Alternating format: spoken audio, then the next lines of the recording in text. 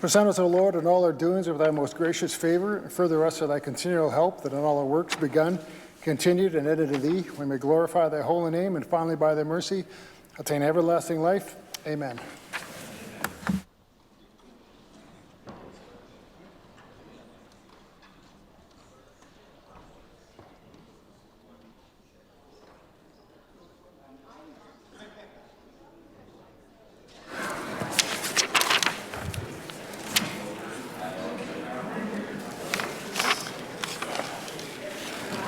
Introduction of guests, and I've got a couple to go through.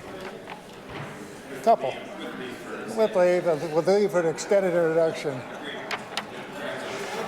A member for Rosemont, if you could give me leave, that'd be awesome. Okay, folks.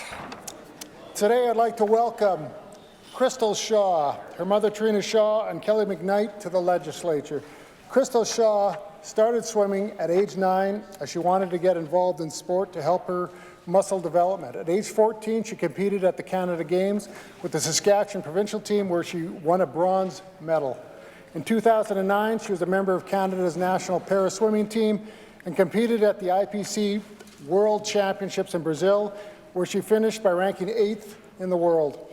This past September, she competed in Peru for the 2019 Parapan AM Games, where Crystal's medal standing finished strong with 3 silver and 1 bronze. Crystal's athletic determination is remarkable. She has pushed through blood clots, surgeries, and kidney stones to continue to compete and represent Canada and Saskatchewan on the national stage. We're very happy to have you and your family here with us today as we celebrate your athletic accomplishments. I'd like to invite all members of the legislature to welcome all these folks to the legislature. We're very proud of you, Crystal.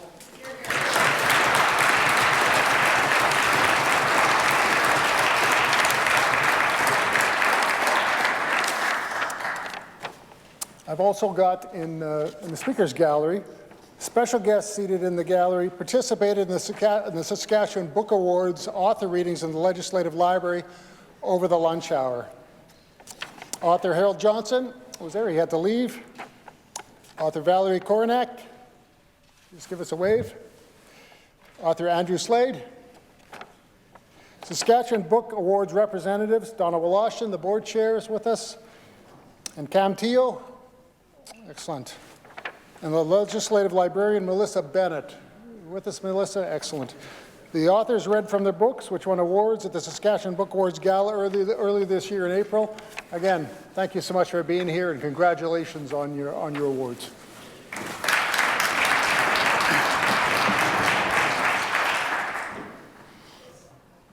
Recognize the member for Saskatoon University. Thank you, Mr. Speaker. I'd like to join with you in welcoming these guests to our legislature today.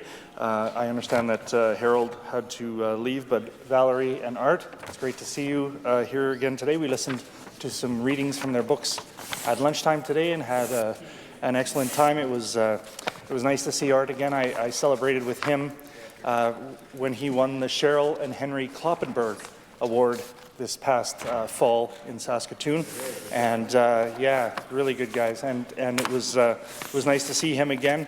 Of course, this next year we'll see you again at the Saskatchewan Book Awards down here in Regina.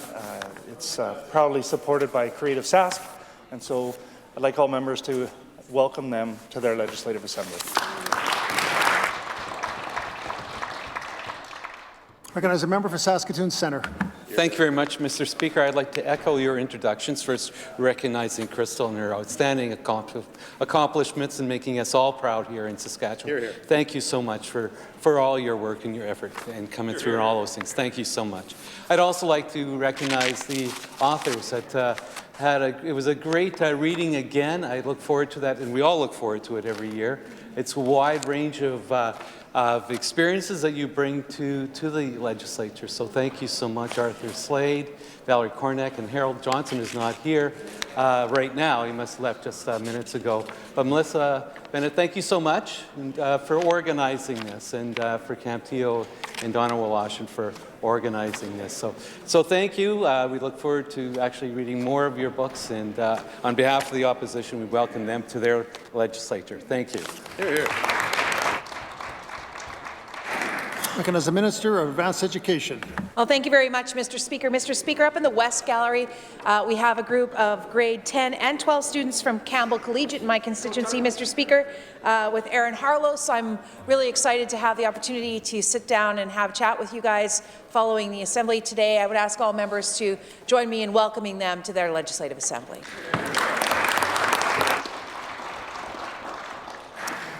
I recognize the Minister of Health. Thank you, Mr. Speaker. Mr. Speaker, to you and through you to this Assembly. In your gallery, Mr. Speaker, I'd like to introduce two guests. We have Dr. Siva Karunakaran and Dr. Barb Konstantinowicz. How did I do, folks? Mr. Speaker, Siva is the past president of the Saskatchewan Medical Association. Barb is the vice president of the Saskatchewan Medical Association. They're here today because of the surgical initiative that was mentioned in the throne speech. It's a $10 million injection that's going to do about 1,700 surgeries before the end of the fiscal year, Mr. Speaker. Very good news announcement, and I'd like to thank both our guests for being here to share in that with us today, and I'd ask all members to please give them a warm welcome to their Assembly.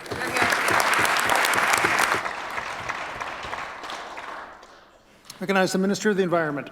Thank you very much, Mr. Speaker. I want to join with members that have already welcomed guests from the Book Awards. In particular, I want to welcome Cam Teo, who for, I believe, 11 years was the librarian at the Weyburn Public Library, and I've got an opportunity to get to know Cam during his time, and it's great to see him here and in his new role as the Executive Director of the Book Awards. As well, Mr. Speaker, while I'm on my feet, she's on occasion in the gallery, but not always introduced, and I want to introduce Carmen Sterling, who's the Reeve of the Arm of Weyburn, seated in the West Gallery, Mr. Speaker. She's also, Carmen, I think members would know, is also Vice President of SARM and does a great job of advocating on behalf of producers and rural residents right across this province. And that role, and in particular, people that live in her rural municipality of Weyburn. So I'd ask all members to join with me in welcoming Carmen and Cam to their Legislative Assembly. Recognize the member for Regina Rosemont.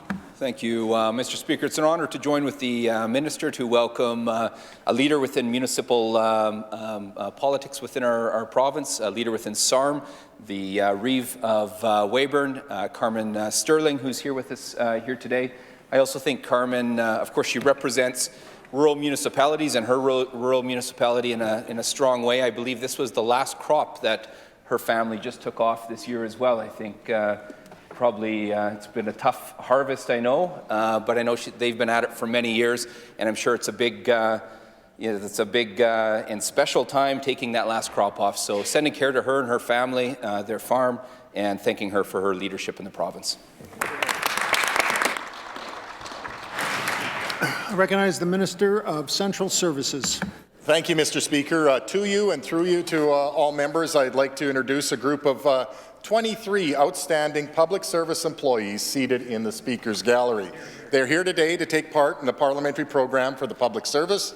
The program includes a tour of the Legislative Building, briefings presented by various Legislative Assembly Service and Executive Council officials, an opportunity to sit in the Speaker's Gallery to observe question period and House business, and brief meetings with members from both sides of the House, Mr. Speaker. The participants are from 12 different ministries across government. I look forward to joining them after question period. Again, I ask all members to help me welcome these outstanding public servants to their Legislative Assembly. Recognize the member for Regina Elphinstone Centre. Thanks kindly, Mr. Speaker. I'd just like to join with the Minister for the Public Service Commission in welcoming these public servants to their Legislative Assembly. Certainly, it's always a sign of dedication that public servants would come and avail themselves of the parliamentary program to gain that extra insights into the public service work as a whole, Mr. Speaker.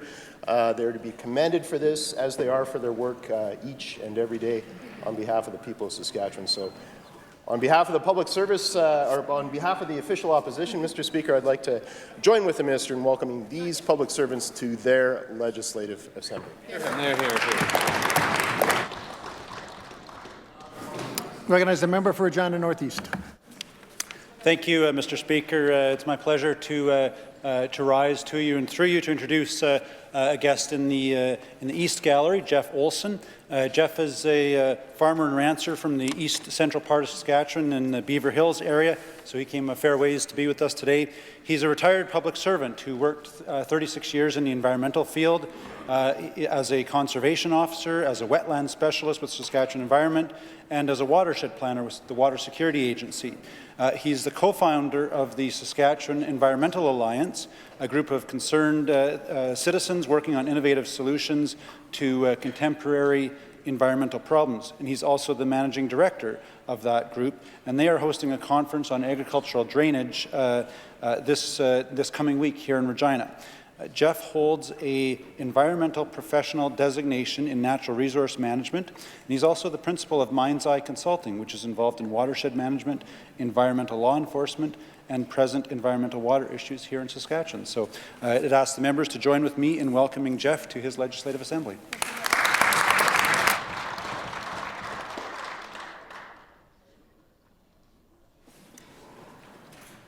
Presenting petitions. Recognize the member for Moose Jaw Waccamaw. Thank you, Mr. Speaker. I am pleased to rise today to present a petition from the citizens who are opposed to the federal government's decision to impose an unfair, ineffective, NDP-supported carbon tax on the province of Saskatchewan. And I'd like to read the prayer. We in the prayer that reads as follows, respectfully request that the Legislative Assembly of Saskatchewan take the following action: to cause the government of Saskatchewan to take the necessary steps to stop the federal government from imposing a carbon tax on the province. Mr. Speaker, this petition is signed by the good citizens of Moose Jaw and Weyburn. Thank you. I do so present. As a member for Regina Rosemont. Thank you, Mr. Speaker. I rise once again today to present petitions on behalf of concerned residents, businesses, communities all across Saskatchewan as it relates to the Sask Party's expansion and hike of the PST in a massive way, of course, to the tune of $1 billion. This has hit households hard. And my petition relates directly to the expansion onto construction labour, Mr. Speaker, the epitome of a job-killing tax. And of course, the results sadly speak for themselves. We see projects that have been shelved all across Saskatchewan. We see that permits are down. We know that so many Saskatchewan tradespeople have lost their jobs, Mr. Speaker, many forced out of the industry, many forced out of Saskatchewan in pursuit of employment, and we continue to call on the Sask Party to see the error in their ways, the damage to this tax, and to do the right thing and to scrap the tax that they've imposed on the construction sector. The prayer reads as follows. We, in the prayer that reads as follows, respectfully request that the Legislative Assembly of Saskatchewan call on the Sask Party government to stop saddling families and businesses with the costs of their mismanagement and immediately reinstate the PST exemption on construction and stop hurting Saskatchewan businesses and families. These petitions today are signed by concerned residents of Earl Grey. I shall submit. Recognize the member for Saskatoon Centre. Thank you very much, Mr. Speaker. I rise today to present a petition calling for by-elections in the constituencies of Regina, Walsh Acres, and Saskatoon Eastview. And you know, Mr. Speaker, we are painfully aware that the constituencies of Regina, Walsh Acres, and Saskatoon Eastview, their seats are currently vacant. And that's because of a loophole in the Legislative Assembly Act that by-elections are not legally required to be called in Regina, Walsh Acres, and Saskatoon Eastview, because the former MLAs did not resign before August 6th. They resigned 1 month later. Now, we know that unless a by-election is called, the constituents in Regina, Walsh Acres, and Saskatoon Eastview will go without representation for nearly 14 months until the next provincial election is held on October 26, 2020. But the Premier does have the power and authority to call by-elections in these ridings of Regina, Walsh Acres, and Saskatoon Eastview. Even though the Legislative Assembly Act does not require it, he could do that. Well, I like to read the prayer, Mr. Speaker. We, in the prayer that reads as follows, respectfully request that the Legislative Assembly of Saskatchewan urge the Premier to call by-elections in the constituencies of Regina Wall-Shakers and Saskatoon Eastview. And, Mr. Speaker, the people signing this petition that I present today come from Regina Wall-Shakers and Saskatoon Eastview. I do so present. Thank you. Recognize the member for Regina Lakeview. Thank you, Mr. Speaker. I rise again today to present a petition calling on the government to fix the crisis in our classrooms. Those who have signed this petition wish to draw our attention to several points. That the Sask Party government's cuts mean falling per-student funding and fewer supports for students who need extra help. That the government's cuts leaves educators without the resources that they need to support student learning, and that the Sask Party government is ignoring overcrowding in our classrooms by refusing to track and report on class sizes. Also, that the Sask Party government's lack of funding for school infrastructure has led to crumbling and overcrowded schools, as well as the fact that the Sask Party government's failure to invest in our classrooms is having serious consequences today and will continue into the future. Mr. Speaker, in the prayer that reads as follows, I those who have signed this petition respectfully request that the Legislative Assembly of Saskatchewan call upon the Sask Party government to immediately fix the crisis in our classrooms by properly funding the most important investment that we can make, and that is in our children. Mr. Speaker, those who have signed this petition reside in Prince Albert. I do so present. Recognize the member for Saskatoon, Newtana.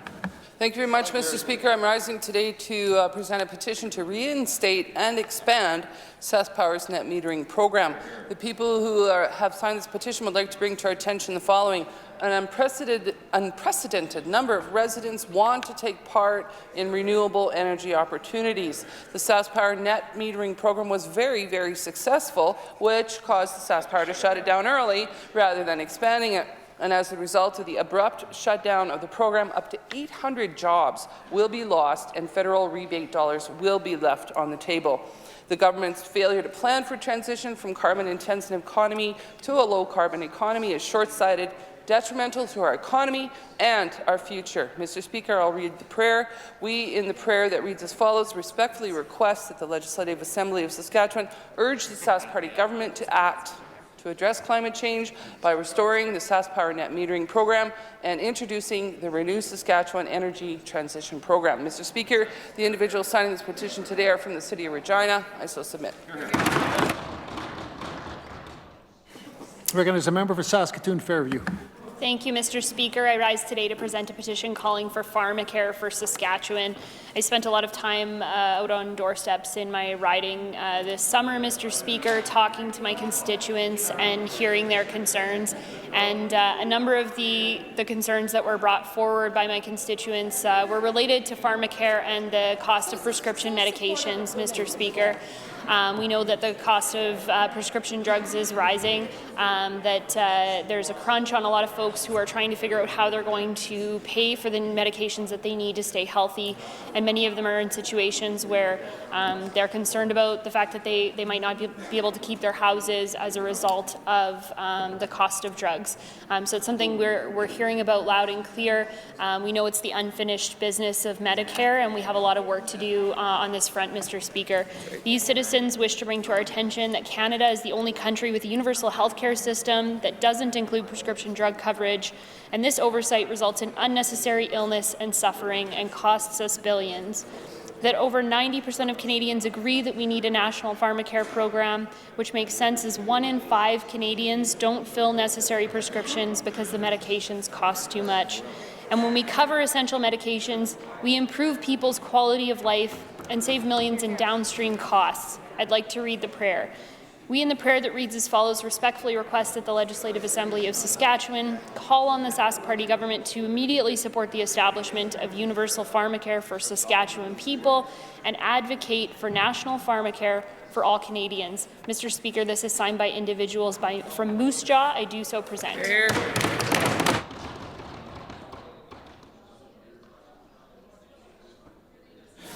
Reading and receiving petitions.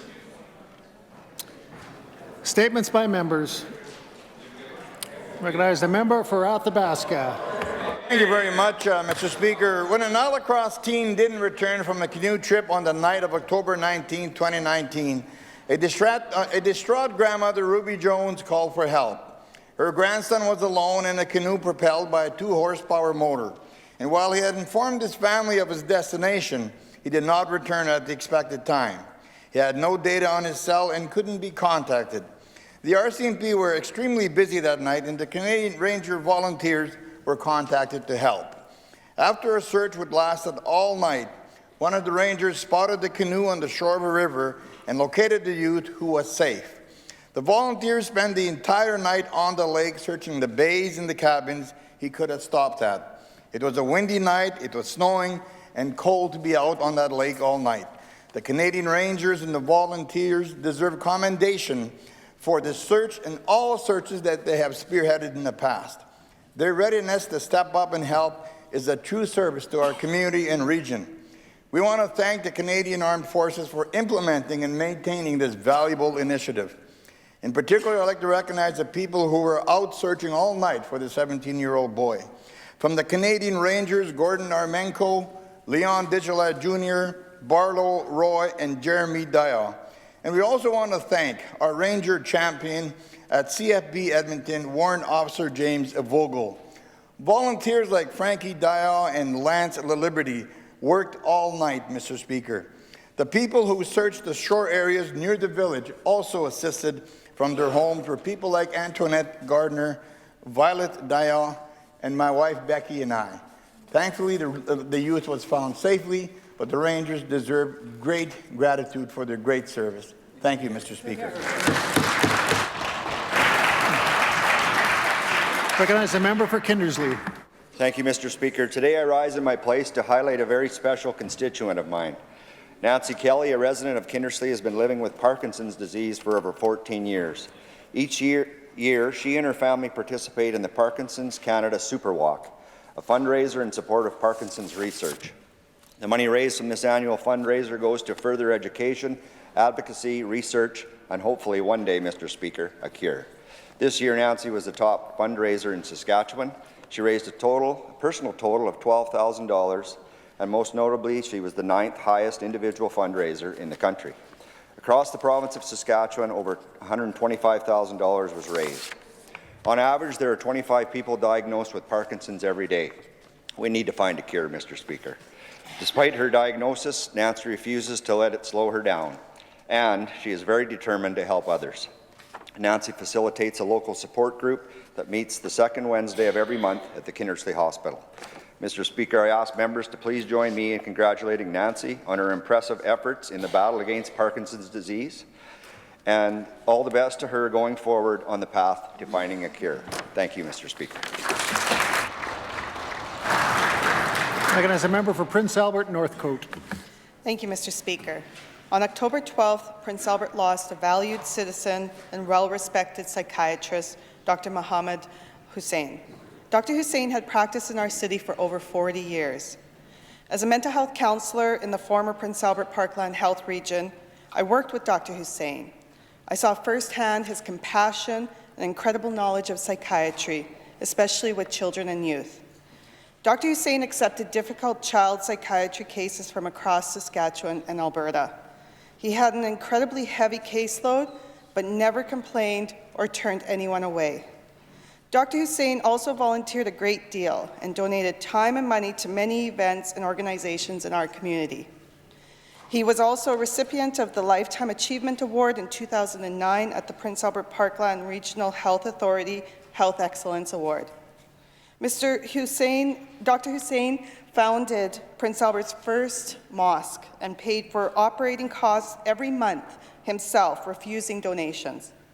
One of the contributions that Dr. Hussein was most proud of was that he opened a school for underprivileged girls in his home region in Pakistan. Mr. Speaker, Dr. Hussein will be sadly missed in our community and in the mental health field.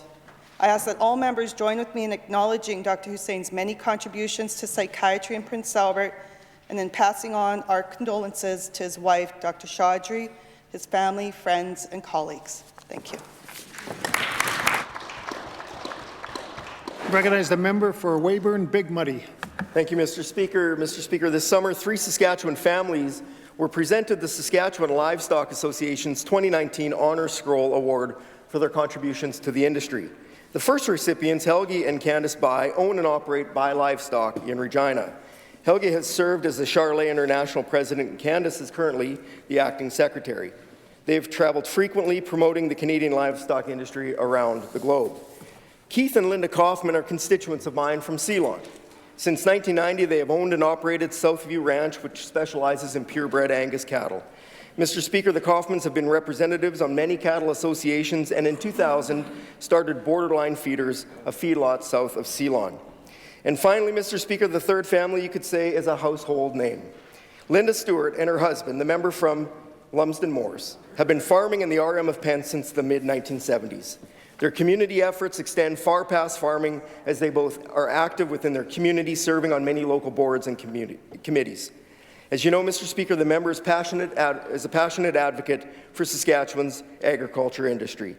I could mention his impressive professional accomplishments, but I think we're all familiar with those, Mr. Speaker, and it's my understanding that he's the first former Saskatchewan Minister of Agriculture to receive the scroll. So, Mr. Speaker, I ask all members in joining me in congratulating all 3 of these families on their Honour Scroll Awards and for their continuing contributions to Saskatchewan's cattle industry. Thank you.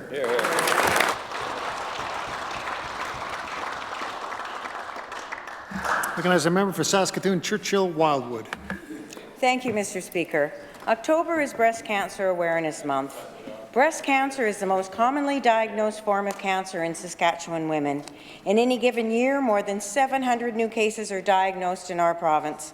Mr. Speaker, a close family member of mine was one of those new cases in 2017. In 1990, the Saskatchewan Cancer Agency launched the screening program for breast cancer. Through the program, women 50 years of age and older receive a letter in the mail inviting them to participate in a screening.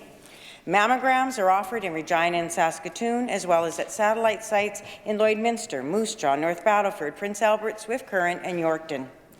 The Cancer Agency also operates a mobile mammography bus that travels to rural and remote areas of the province on a 2-year cycle. A mammogram takes less than 10 minutes to complete and can detect cancer before symptoms appear. I went for my annual mammogram screening this summer because, Mr. Speaker, we know that regular screening and early detection help save lives. We have seen a positive trend in the fight against breast cancer in our province, which can be attributed in part to screening and early detection. Mr. Speaker, our government is proud to continue funding the Cancer Agency to ensure services like this are available in our province. Thank you to all of those in Saskatchewan who have supported this worthy cause. Thank you. Here. Recognize the member for Melfort. Thank you, Mr. Speaker. A young athlete from our Star City area is now a world champion. Jeremy Hancock, a 16-year-old ball hockey player, won gold with Team Canada West at the Junior Under-16 tournament in Česká Třebová, Czech Republic, this past June. Mr. Speaker, Team Canada West had a perfect 5-0 record during the tournament, and in the championship game, Team Canada West defeated its main rivals of the tournament, Team Canada East, which we're glad to see, with a final score of 8-6. Mr. Speaker, Jeremy's road to the national championship was one of determination and hard work. Back in the spring of 2018, he was picked up to play on a ball hockey team from Edmonton as a spare. Well, he ended up helping that team qualify to play in the national tournament that summer. There, Jeremy was scouted by the national team, and in the fall of 2018, he was officially asked to join Team Canada West. Mr. Speaker, going from a spare body to a world champion is proof that as long as you have hard work and determination, you are able to be rewarded with gold. Please join me in congratulating Jeremy Hancock and the Team Canada West teammates on their gold medal winning performance at the 2019 World Junior U16 Ball Hockey Tournament. Thank you. Recognize the member for Saskatoon University. Thank you, Mr. Speaker. 2019 marks the 40th anniversary of Autism Services Saskatoon. I was honoured to bring greetings on behalf of the Government of Saskatchewan at their AGM this summer. Mr. Speaker, Autism Services of Saskatoon has helped countless people with autism live with dignity and reach their full potential. And Mr. Speaker, our government is committed to improving access to supports and services for individuals with autism and their families. Mr. Speaker, each year the Government of Saskatchewan allocates approximately $12 million to support autism services, including consultants, support workers, and therapists. In this past budget, we were proud to distribute $200,000 between the Autism Resource Centre in Regina and Autism Services of Saskatoon. This will enable each organization to hire a mental health professional to provide enhanced treatment for autism-specific mental health disorders. Mr. Speaker, while we are proud of these investments, we know there is still more work to do. We will continue to work with organizations like Autism Services of Saskatoon to find better ways to support people with autism spectrum disorder and their families. Mr. Speaker, I now invite all members of this Assembly to join me in congratulating Autism Services Saskatoon on 40 years of important, impactful work that has made a difference in the lives of so many Saskatchewan people. Thank you.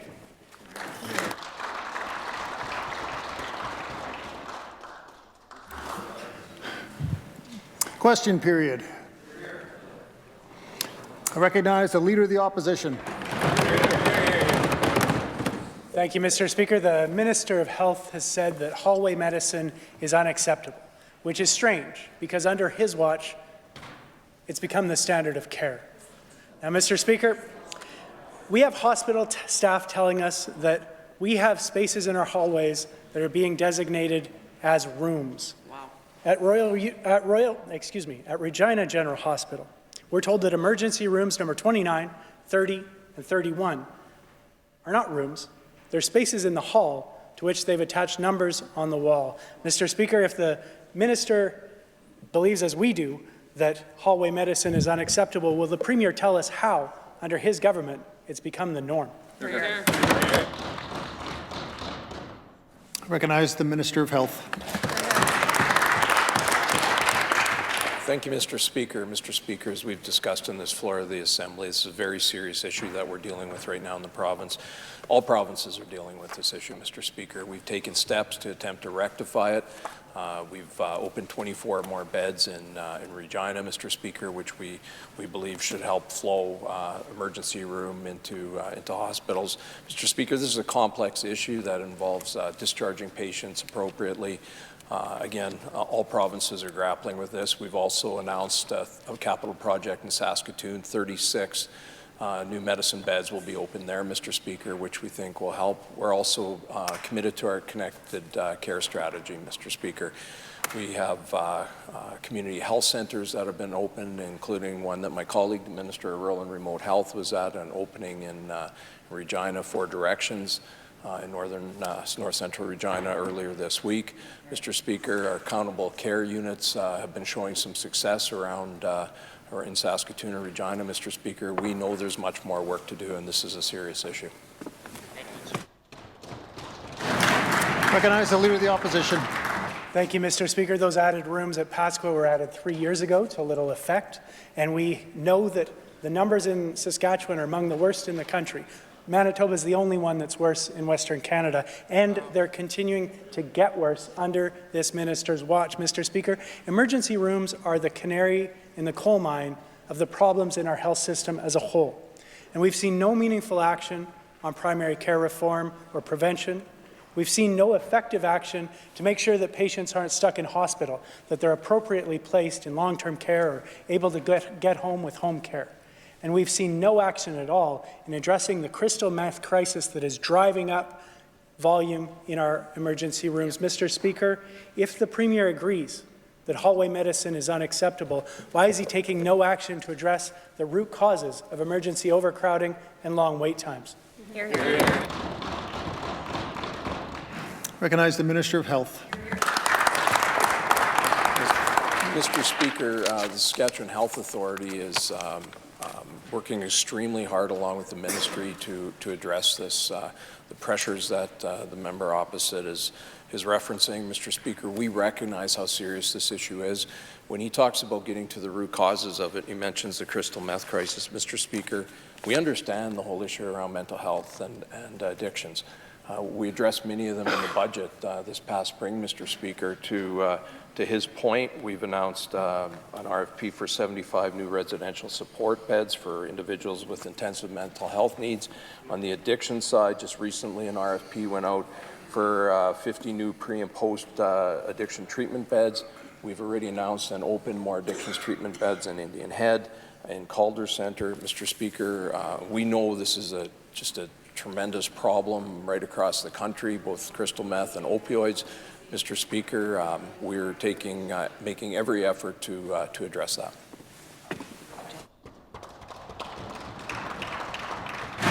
Recognize the Leader of the Opposition. Thank you, Mr. Speaker. The stress in our emergency rooms is affecting patient care. It's also leading to staff burnout. We've received a copy of a document that the Saskatchewan Health Authority distributed to staff, and the key message was that there are increased treatment and medication errors happening because staff is, and I quote, overwhelmed. That same document described how staff turnover has risen sharply in Regina emergency rooms since the formation of the Health Authority. Mr. Speaker, one nurse told us that because of burnout at the Regina General Hospital emergency room, that room goes through, and I quote, recycles staff faster than bottles at Sarcan. The minister is committed to the review of one patient's experience, but will the Premier admit that this doesn't come down to one-off? It's not just about one patient's experience. It's not a sudden influx. This is a chronic problem. This question is to the Premier, Mr. Speaker. Will he admit that there's a problem, and will he commit to reviewing all of the problems in our emergency rooms and mobilizing the resources to address them? Hear, hear. Recognize the Minister of Health. Mr. Speaker, I think there may be a misunderstanding with the Leader of the Opposition. Mr. Speaker, the review that I've asked the Saskatchewan Health Authority to do will address, obviously, the single patient he's referring to, but I've asked them to look at the entire picture. The emergency room wait times, which I think is what he was asking for, both in Saskatoon and Regina, the problems that we've been having, along with some recommendations on how we can address those, Mr. Speaker. Mr. Speaker, again, we realize there's a staffing issue, as he mentioned in the preamble in his question. We've significantly ramped up the number of medical staff that we have across the province. Since we've been given the privilege of forming government, there's about 900 more doctors, there's many more nurses, Mr. Speaker. I've been given a list of different medical professionals. The increase is right across the piece, Mr. Speaker. 74% more mental health FTEs. There's 34% more addictions counselors. Mr. Speaker, the list goes on.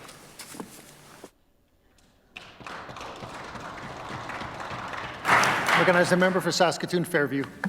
Mr. Speaker, we're not measuring emergency room waits in terms of reductions anymore. Every single wait time measure grew last year under that minister's watch. In Regina, patients are in the ER for nearly 21 hours before getting an inpatient bed. In Saskatoon, admitted patients are waiting 30 hours. This has rippling consequences, Mr. Speaker. It's good that government is reviewing what happened at the Pasqua Hospital, but we need to see a plan that's going to get these wait times under control. We're voting on the throne speech tomorrow, but it includes nothing to address emergency room wait times. When will we see a plan to get these wait times under control? Hear, hear. Recognize the Minister of Health. Mr. Speaker, it's part of an integrated health system, Mr. Speaker. There's many moving parts that are all impacting the emergency rooms. I talked about some of the things that we announced in the budget last spring, Mr. Speaker. Some of those are still coming online. The Leader of the Opposition in a question earlier had talked about mental health and addictions. Those cause strain to the emergency room. Mr. Speaker, we've announced a number of RAM clinics, rapid access to addictions medicine, that are going to be opening, that have had great success in both Manitoba and Ontario. We believe they'll have success here and will help to ease the burden on emergency rooms. I mentioned earlier about the accountable care teams, the community health centers. Mr. Speaker, we recognize the seriousness of this issue. We're making every effort to rectify it, Mr. Speaker. As I said, I've asked Saskatchewan Health Authority to review this matter and come forward with more recommendations. Recognize the member for Saskatoon Fairview. Thank you, Mr. Speaker. The Minister of Health said yesterday that the Manitoba government is facing similar challenges in their emergency rooms. Well, if the government wants to take Manitoba as a model, here's that government's record on health. Cutbacks, firing hundreds of nurses, closing 3 ERs and 7 clinics in Winnipeg. The latest data shows Manitoba as the only province in the West with worse wait times than Saskatchewan. If this government was serious about addressing ER waits, they would have continued to fund emergency room wait time initiatives, not water down targets while things are getting worse. When will we see action to get these wait times under control and moving in the right direction, Mr. Speaker? Recognize the Minister of Health. Mr. Speaker, I had the opportunity to meet with the Minister of Health in Manitoba earlier this week, but I'm not sure if the member opposite expects me to defend the Manitoba record. I'm worried about Saskatchewan, Mr. Speaker. I'm the Minister of Health in this province, and I take that position very seriously. So Mr. Speaker, she's talking about an action plan. As I said earlier, I went through a number of the things that we're doing to attempt to mitigate this situation, the community health centres, the accountable care teams, the long list of mental health and addictions initiatives that we introduced in the budget, Mr. Speaker. Again, we recognize how serious this issue, Mr. Speaker. I look forward to the review of the Saskatchewan Health Authority. We're going to work very hard to make this situation better. Recognize the member for Regina Lakeview. Yesterday, we heard an interesting line from the Minister of Education. Quote, "Class size isn't as important an issue to most teachers in Saskatchewan as the composition issue." When it comes to class size and composition, Mr. Speaker, it's not either or, it's both and. As you know, this summer we ran an education survey and there was overwhelming support for introducing a cap on class sizes. 82% of the more than 1,400 respondents support a cap on class sizes. So my question to the Minister, Mr. Speaker, is he really planning on ignoring class sizes in his task force? They're here. They're here. Recognize the Minister of Education. Mr. Speaker. Thanks very much, Mr. Speaker. Mr. Speaker, I've been in many classrooms around the province, Mr. Speaker, and spoken to many teachers. I don't have to repeat that before in the House today, Mr. Speaker. But overwhelmingly, Mr. Speaker, the issue that comes to me when I talk to teachers and trustees is the issue of composition in our classrooms, Mr. Speaker. Composition is by far and away, Mr. Speaker, the more important issue that I hear when I talk to teachers, Mr. Speaker, and when I talk to trustees, Mr. Speaker. So as we move forward with the consultation, and as I said yesterday, I'll be releasing the terms of reference for that consultation in the next couple of days, Mr. Speaker. We're going to concentrate on the issues that are important to teachers. We're going to concentrate on the issues to try to relieve some of the challenges and the pressures in our classrooms, Mr. Speaker. But I can tell you, when I talk to people, Mr. Speaker, when I talk to teachers, it's certainly composition. We have children in our classrooms with many complex needs, Mr. Speaker, things that we didn't experience even 5 years ago, Mr. Speaker. So certainly, while we're not going to ignore the issue of class size, Mr. Speaker, there's certainly going to be an emphasis on composition. Recognize that member for Regina Lakeview. Again, Mr. Speaker, it's not either or. If the minister really thinks that class size doesn't matter, he needs to start listening to teachers. One teacher told us, "I finished the year with 34 students, which was commonplace in my school." Another teacher, "Most of my classes have around 30 students. I'm worried about my upcoming math class with 38 students and no learning assistants." Mr. Speaker, we've heard from teacher after teacher concerned about class sizes, well over the 19, Mr. Speaker, cited by the Premier. When is the Sask Party going to act on what teachers are saying and actually address the overcrowding in our classrooms? Hear, hear. Recognize the Minister of Education. I've told the member opposite exactly what we're doing, Mr. Speaker. We're moving forward with a consultation around class size and composition, Mr. Speaker, and I'll be releasing the terms of reference in the next little while, Mr. Speaker. Now, Mr. Speaker, I hear from the member opposite day after day talking about these issues, but the one thing she never offers any solutions, Mr. Speaker, and I'm willing to listen to anything that the opposition has to say, any of our other partners in education as we move forward with this consultation, Mr. Speaker, because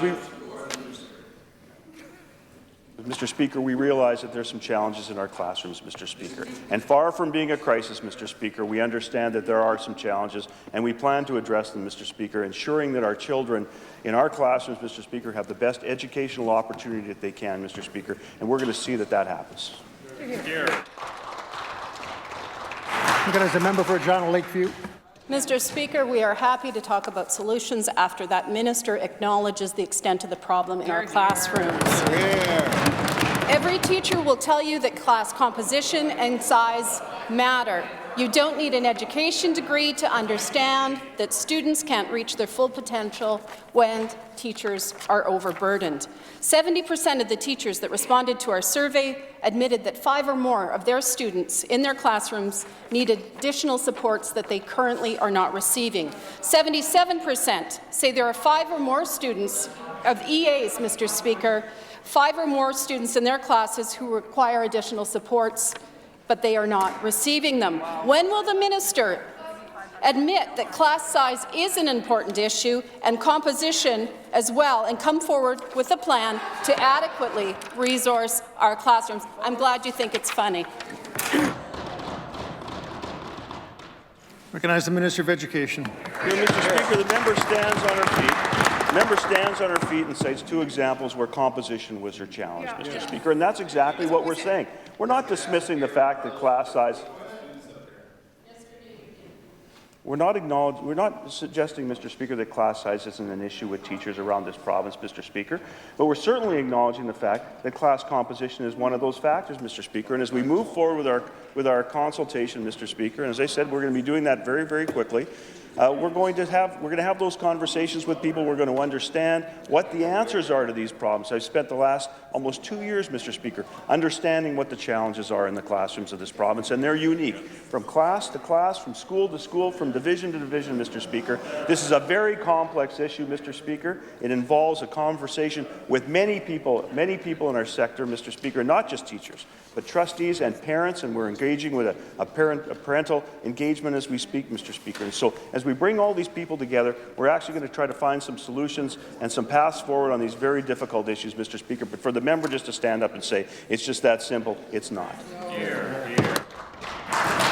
Recognize the member for Regina Lakeview. Mr. Speaker, now that the minister has stated the obvious that it's taken him almost 2 years to get to, I'd like to talk about another issue of overcrowding, this time outside of the classroom. It isn't just being felt in our facilities, it's also including our school buses. Mr. Speaker, Tina Kaderma is a Regina school bus driver on stress leave who told CTV that she worries about having so many children packed onto one bus. With a bus that seats more than 70, and Mr. Speaker, we're hearing all around the province about 3 students even in a seat, and we know that the Sask Party cuts to education have forced school divisions to make changes to busing, including route changes forcing students to ride on those buses even longer. What does the Minister of Education have to say to education workers like bus drivers who are feeling more and more stressed because the government is putting more and more on their plates and on their buses? Recognize the Minister of Education. Speaker, the member opposite is a former school board trustee, Mr. Speaker, and she knows, Mr. Speaker, that the responsibility of providing transportation for children to schools. The responsibility of providing transportation to schools, Mr. Speaker, is the school division. We have the largest education budget, Mr. Speaker, the largest transfer of funds to school divisions in the province's history, and we expect that school divisions will make the decisions that they need to make to ensure that students get to school safely, efficiently, Mr. Speaker. Now, Mr. Speaker, the school buses have certain capacities. I am not aware of any circumstance where those capacities on those school buses have been exceeded, Mr. Speaker, and if that was the case, Mr. Speaker, certainly a violation of the Highway Traffic Act, Mr. Speaker, but we expect school divisions to transport our children to school safely and efficiently, Mr. Speaker, and I think they do a very, very good job of that. Recognize the member for Regina Lakeview. Mr. Speaker, the minister knows that school boards make do with what money that minister gives them. And too often they are making decisions based on what they can do to fit their budget instead of what is in the best interest of the children. And that minister ought to know that as well. Hear, hear, hear, hear. Mr. Speaker, in our education survey, 41% of teachers said that they have seriously considered leaving the profession. Mr. Speaker, 41% of teachers, 74% of educational assistants, and 42% of teachers see violent incidents once a week or more. One staff member told us, and I quote, Mr. Speaker, "Teachers are burning out like never before. All school staff, from teachers, support staff like myself, EAs, etc., are starting to look for alternative careers or leaving the province altogether." Those aren't just stressful and difficult working conditions, Mr. Speaker. Those are stressful and difficult learning conditions for our students. Does the Minister of Education realize that his failure to properly fund public education is burning out our staff and leaving students behind? Recognize the Minister of Education. Mr. Speaker, I got to tell you, I reject the premise of that question, Mr. Speaker. Mr. Speaker, the largest education budget in the history of the province, but here's the facts, Mr. Speaker. We've had over a 34% increase in funding school divisions, Mr. Speaker, since we've had the privilege of forming government, Mr. Speaker, compared to a 14% increase in students, Mr. Speaker. We've got more teachers in our classrooms. We've got more educational assistants in our classrooms, Mr. Speaker. We've seen a significant increase in capital funding, Mr. Speaker, 46 new schools, Mr. Speaker. So to suggest that this government isn't paying attention to the needs in public education, Mr. Speaker, is just plain wrong, Mr. Speaker. We're going to continue to look to make sure that we fund public education in the best interest of our children, in the best interest of those that deliver public education to those kids, Mr. Speaker. And you can expect more from this government as we move forward with our consultation, Mr. Speaker. We're going to get to the end and we'll have a path forward with respect to some of the significant issues that we're facing, Mr. Speaker. That was wrong. Recognize the member for Regina Rosemont. Mr. Speaker, in August, the Independent Information and Privacy Commissioner exposed that the Sask Party had struck a secret cabinet committee to try to sell off our Crown corporations. But the Sask Party's failed to provide any answers or release any documents about the work of that cabinet committee. A simple question: which Sask Party cabinet committee or cabinet members were on that committee, and was the current Premier a member of that committee? Recognize the Minister of Justice. Mr. Speaker, I want to make it perfectly clear. I've said it before, and I'll say it again, and I suspect, given the preoccupation that the members opposite have with this, SaskTel is not for sale. Plain and simple, Mr. Speaker. SaskTel is something that is owned by... Order, please. Recognize the Minister. Thank you, Mr. Speaker.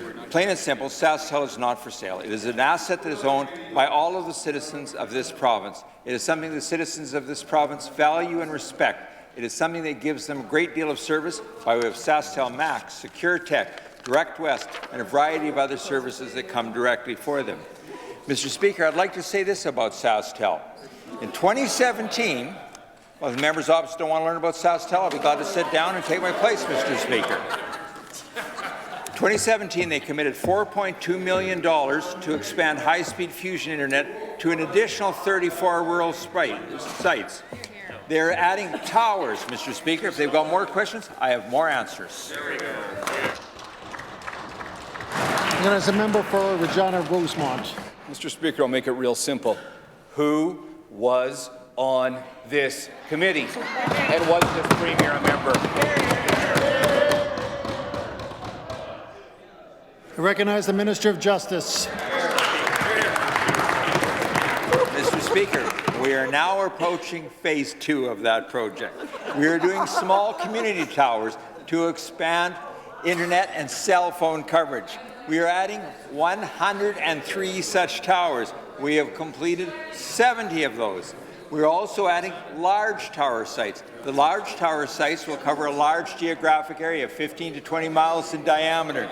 And, Mr. Speaker, work has begun on 15 of those sites. Our goal is to have some of the best cellular coverage anywhere in Canada. SaskTel is a great corporate citizen. They're working with a variety of different initiatives, but especially trying to provide better SaskTel coverage to all of the cell customers all the way across the province, not just on our major roadways, but on secondary roadways in small towns and throughout this province, Mr. Speaker. And I've got more if the members got more questions. Recognize the member for Regina Rosemont. Mr. Speaker, this is pathetic. This isn't hard. It's a simple question. We know the Environment Minister was the Vice Chair of that committee. My question, not to that minister, to the Premier, was he a member of that committee? Hear, hear. Recognize the Minister of Justice. Mr. Speaker. Members opposite want to play private investigator. They think that there's something great mystery and hidden. Mr. Speaker, I'll tell you what is open and what's public and what's transparent. Three things. One, SaskTel is not for sale. Mr. Speaker, a piece of legislation was introduced in the legislature. Nothing hidden about that that would allow for the sale of up to 49% of a Crown corporation. Mr. Speaker, we heard in loud and clear from the citizens of our province. They didn't like the idea. They wanted us to protect and sanctify the rights of those particular assets. And, Mr. Speaker, we introduced another piece of legislation. No secret, nothing hidden away, no secret meetings, no secret committees. Right here on the floor of this legislature, from this very desk, a piece of legislation was introduced that withdrew that, not just close, not just nearby, but exactly, fully and completely took that off the books once and for all. So I'll say this again, SaskTel is not for sale.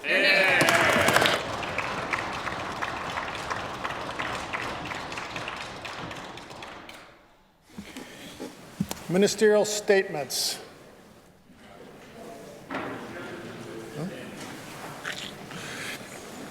Introduction of bills. Item number 1, the Honourable Mr. Morgan. Stand.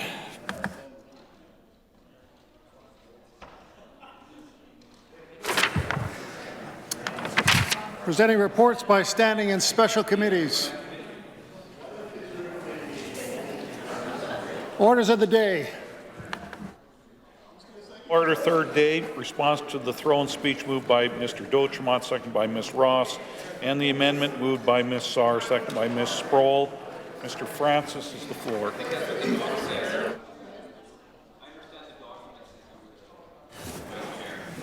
Recognize the member for Kindersley. Thank you, Mr. Speaker. I'm very appreciative for the opportunity to finish my speech from last night. And unlike some others, I will attempt to be mindful of time out of respect for members that haven't spoken yet, especially those of you that won't be here next fall due to either retirement or moving on to future endeavours. So thank you for your service to your constituents and to the province. I'm going to cut out some statistical information that I originally had in my remarks, but I'm going to touch on a few that I think we take far too much criticism for. And we heard it again today. For education, we're constantly criticized on ignoring education. Last month, 191,000 pre-K to 12 students started their school year in 770 schools across the province. That's 27,000 more students than when the NDP were in power. 46 new schools, 23 major renovation projects versus the NDP record of closing schools at the rate of 1 per month the last time they were in power. While student numbers have risen 17% over the past decade, operating funding has increased by 34% and capital funding by nearly 5 times. Our government will always give education and students high priority. Students with intensive needs are no exception. Since 2007, the number of students has increased 38%. During that same time, this government's financial support has more than quadrupled. Our government has stayed in touch with the education system at all times, with teachers, with parents, and with students, establishing priorities and ensuring that our upcoming workforce will be well educated. That includes continued support for our post-secondary institutions. Nearly 80,000 students are enrolled in these institutions, Mr. Speaker. Currently, 9 out of 10 grads stay in the province to start their careers. a far cry from when the NDP were in power and there was a mass exodus of our youth to other provinces. Mr. Speaker, we're also accused of not caring for the province's most vulnerable. I think heartless is a term most often used by them. A strong and growing province, we know, leaves no one behind. That means continued investment and commitment to lend a hand to those in need. This past summer, the Minister of Social Services launched the new Saskatchewan Income Support Program for new clients. It's designed to achieve independence through a simplified process, as well as allowing for an increased income exemption designed to get the clients in and out of the program as soon as possible. A hand up, Mr. Speaker, not a handout. Whether it's supporting programs for those with disabilities or drafting and signing groundbreaking agreements with First Nations to secure safety and well-being of their youth, our government will make every effort to ensure no person is left behind. We also take a lot of criticism for our highway network. It's one of the biggest concerns in my constituency, for sure. And yes, as Saskatchewan residents, we drive a lot. And everyone has their own favorite stretch of road that's their own personal priority as they travel it more than anyone else does. Always more to do for sure, but safe roads and intersections have been and always will be a priority for this government. New bypasses, passing lanes, improvement to high-volume intersections are all fantastic projects that improve the lives and the day-to-day safety of our residents. My constituents have been patiently waiting for Highway 7 passing lanes. We all travel to Saskatoon a lot in our area, including my family, so we're very well aware of the traffic volume and the dangers on Highway 7. I'm glad to say completion of that project is getting closer every year. The twinning to Delisle is completed, as well as passing lanes from Delisle to Rosetown to Fisk, and we anticipate that from Fisk to Kindersley will be done next year and to the Alberta border in subsequent years. That is such a game changer for my constituency, Mr. Speaker. Many residents of my area, including myself and my family, are very thankful for the infrastructure investments we receive like this. We are very thankful for the $9 billion in investments made repairing and replacing 14,000 kilometres of our highway network and bridge system across the province. Still more to do, Mr. Minister, but thank you and the previous ministers for the good work you continue to do. Once again, only a strong economy affords us the ability to make these investments. Another significant investment we have, and we heard about it again today in question period, will be the importance of rural constituencies like mine getting expanded cellular and internet network. Communication and access to information is more important than ever, and programs like the Wireless Saskatchewan Initiative will help service 103 rural communities by the end of 2020. If our federal government would work with us a little better and in more good faith, that infrastructure network could be improved even faster. But to be fair, we've had several infrastructure projects approved by the feds and supported by our provincial government that help our residents.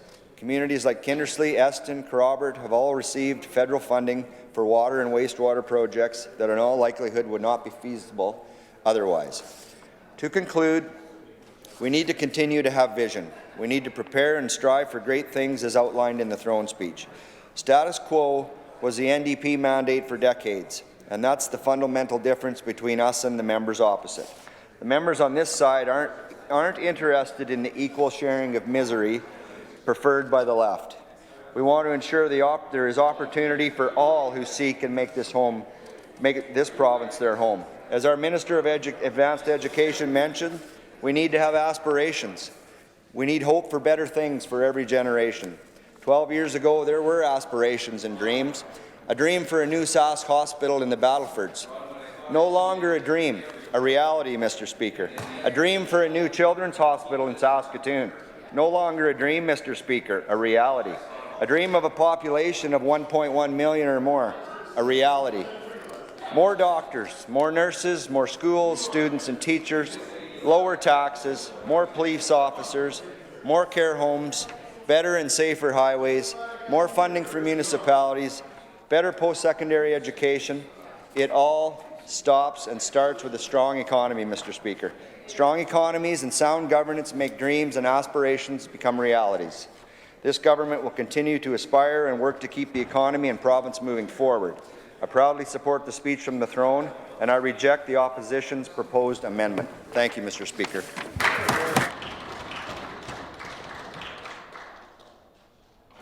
Recognize the member for Energy and Resources. Thank you, Mr. Speaker. Certainly, I'm very pleased to rise today to weigh in on the debate on the throne speech, and it's a speech in which the Ministry of Energy and Resources, I'm proud to say, features quite prominently. But before I get to that, of course, it's de rigueur at such times to acknowledge first, of course, our families, and certainly I want to acknowledge my dear, dear family, Mr. Speaker, my shining stars, as I call them, who are everything to me. And little Max, who of course is not so little anymore, whom I'm so proud of, and who is such a positive life force. I would also like to acknowledge those I work with, my chief, Jeremy Brick, who is so eminently good-natured, Mr. Speaker, so professional, a real rock under pressure. He is young but wise, and of course I feel older when I say that he's a talented young man. He really should go to law school or get his master's in something, but every session that he doesn't, I have to admit to some relief and selfishness in that regard. But whatever he does, he will go far. I want to acknowledge Sam Sassy, Taylor Stenson in my office here in Regina. Last spring, we lost our senior admin, Sandy Leclerc, to the Minister of Social Services, but we gained Jennifer Clark, and the entire office is harmonious and professionally run, and Jennifer is so very can-do and unflappable. As is Carrie Zadunik, my constituency assistant back in Saskatoon, and she isn't a big one for public statement, so on such occasions I just call her CZ. And CZ and I and the constituency of Stonebridge, Dakota hosted a very successful fall-fowl supper recently. The Premier spoke, Minister of Finance, Senator David Tkachuk was our MC, Senator Pamela Wallin was also there, and every guest who walked through that door was part of a VIP reception in my books, because of course they are all VIPs, Mr. Speaker, and I am so proud to represent them, as I am to represent my beautiful constituency of Stonebridge, Dakota, which of course is both urban and rural, a wonderful, diverse mix. And I got out and about a lot this past summer and knocked on doors, and I'll get started again, of course, after this latest federal election fever has calmed down a bit, although it's quite a bit colder now than when I stopped. The comments at the door were very interesting, Mr. Speaker. I heard a lot about the budget and how important it was to people to keep it balanced because they're feeling overstretched by other levels of government. And I was told to always keep up our advocacy for pipelines, for energy projects, to always be passionate about that, because as our energy and resource sector goes, as our economy goes, so goes the quality of life for all of us. I heard about the carbon tax. I heard from a single mother who told me that she had a farm property she'd inherited from her father and a house in the city, and how there was an effect on her bottom line, a clear effect, paying for that tax for fuel and heating in 2 places. And I think that's what we always have to remember, Mr. Speaker, the effect of this tax on people, because they do struggle. And we've all seen the stats about the levels of debt in this country, about how many people would be in the red and how quickly if they were to lose their jobs right now. We heard about the impact on grain dryer bills last week, how much the carbon tax adds to the bills of people who are just trying to get a crop off and, of course, as they say, feed the world. And there's the effect on small businesses. And, Mr. Speaker, of course, those businesses don't get the famous rebates. They may get some boondoggle incentive return at some point, but they don't get a rebate. And people who don't file tax returns don't get the rebate. Tax decisions have a clear and present effect on people's livelihoods, and a tax does not amount to an environmental policy. A carbon tax and its attack on our resource sector does not amount to an environmental policy, Mr. Speaker. In terms of the throne speech, a couple of highlights from Energy and Resources perspective. The Saskatchewan Mineral Development Strategy is great news, and the Targeted Mineral Exploration Incentive, or TMEI as it's known, which is part of that, is all about helping to realize the significant potential for ground-based exploration of base metals, precious metals and diamonds, primarily in the Creighton-Denera Beach area. So that's copper, gold, nickel, zinc. And that's diversification, which we're asked about, and this is part of that. And TMEI has already resulted in a net increase of over 500,000 hectares of new mineral dispositions being acquired. There have been more than 600 downloads of raw data and maps. And that may not sound super sexy, but for the mining sector, that's pretty sexy. Proposed expenditures of $6 million, 110 new drill holes, 7 successful applications for the 2018-19 program. That's really good meat and potatoes stuff. Because the real exploration, the exploration phase is the R&D of mining. And Saskatchewan juniors are pivotal to that process and attracting them here to Saskatchewan, Mr. Speaker. In terms of potash, we all know the optimistic news that came out of BHP a few weeks ago. Things are looking good in that regard, and there are a number of projects that are working their way through the process, projects that will use innovative new technology that could actually change the way potash is mined. And it's all happening right here in Saskatchewan, and we couldn't be prouder of the sector and all the companies that we have here in the province. In terms of nuclear, Mr. Speaker, clearly there have been some difficult years. But you know, the international spot price recently was pegged higher than before Fukushima, and that's very, very good news. And with the changing international geopolitical landscape also come potential opportunities. Already, 1 in 20 homes in the U.S. are powered by Saskatchewan uranium, 1 in 10 in Canada. We have new players that want to come to this province, are interested by the possibilities here. And that's one of the things that I noticed when I was at the Prospectors and Developers Association in Toronto in March and walked the massive convention floor, and Saskatchewan had a great presence there. What I got was the renewed buzz and the renewed energy about our province after some challenging years. Companies that want to come here to explore for copper and lithium, rare earths, and uranium. And I remember a delegate from Rio Tinto telling me that he told Peru, as a resource country, that Peru should be more like Saskatchewan, that it could learn from Saskatchewan and our regulatory and royalty stability and structure. And let's not forget the Fraser Report, Mr. Speaker, on our mining sector. Saskatchewan was ranked last year first in the world for the integrity of its mining policies, #1 in Canada for investment attractiveness. And we are very, very proud of that. So in terms of uranium, who knows what the future holds? Those export numbers could grow, and maybe the future of renewable energy could belong to nuclear energy, which would be amazing news for Saskatchewan. Less so, of course, considering the staunch anti-uranium positions of the Leader of the Opposition, the member for Regina Northeast, which needless to say is problematic, considering, for starters, how the mining sector employs thousands of people, First Nations people, in the north. Really, Mr. Speaker, you cannot leave every resource in the ground. Which brings me to oil and gas. Speaking of difficult years, I read a poignant line recently by Mr. Darrell Shirley from Estevan. He said, quote, "When the oil patch dies, it's like turning off a light switch. But when it starts to come back, it's like filling up a swimming pool with an eyedropper." And you know, we talk about mental health, Mr. Speaker, within sectors, the ag sector, of course, the stress line, but there are also mental health challenges within the energy sector. How could there not be?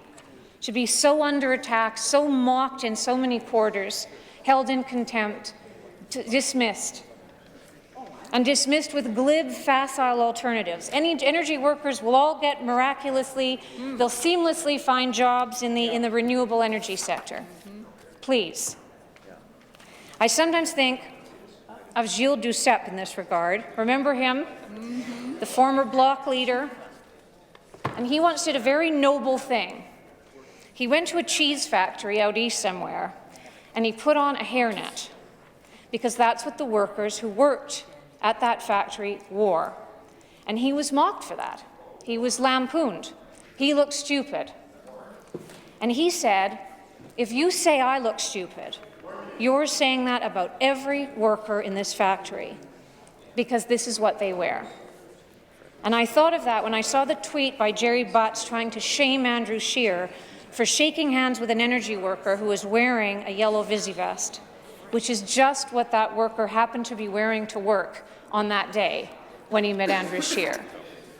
And of course, the Leader of the Opposition over there, he wouldn't condescend to shake the hands of workers who came through here on that bitterly cold day last January and who rolled on to Ottawa, or who rallied, which was a very similar attitude demonstrated by our federal leader. Speaking of whom, we continue to face now, after last week's federal election outcome, those same proverbial headwinds from the federal government. Grant Fagerheim from Whitecap Resources, I think, told it like it is. Federal government policies are saying no more coal, no more oil, no more natural gas, but you can't create energy out of pixie sticks.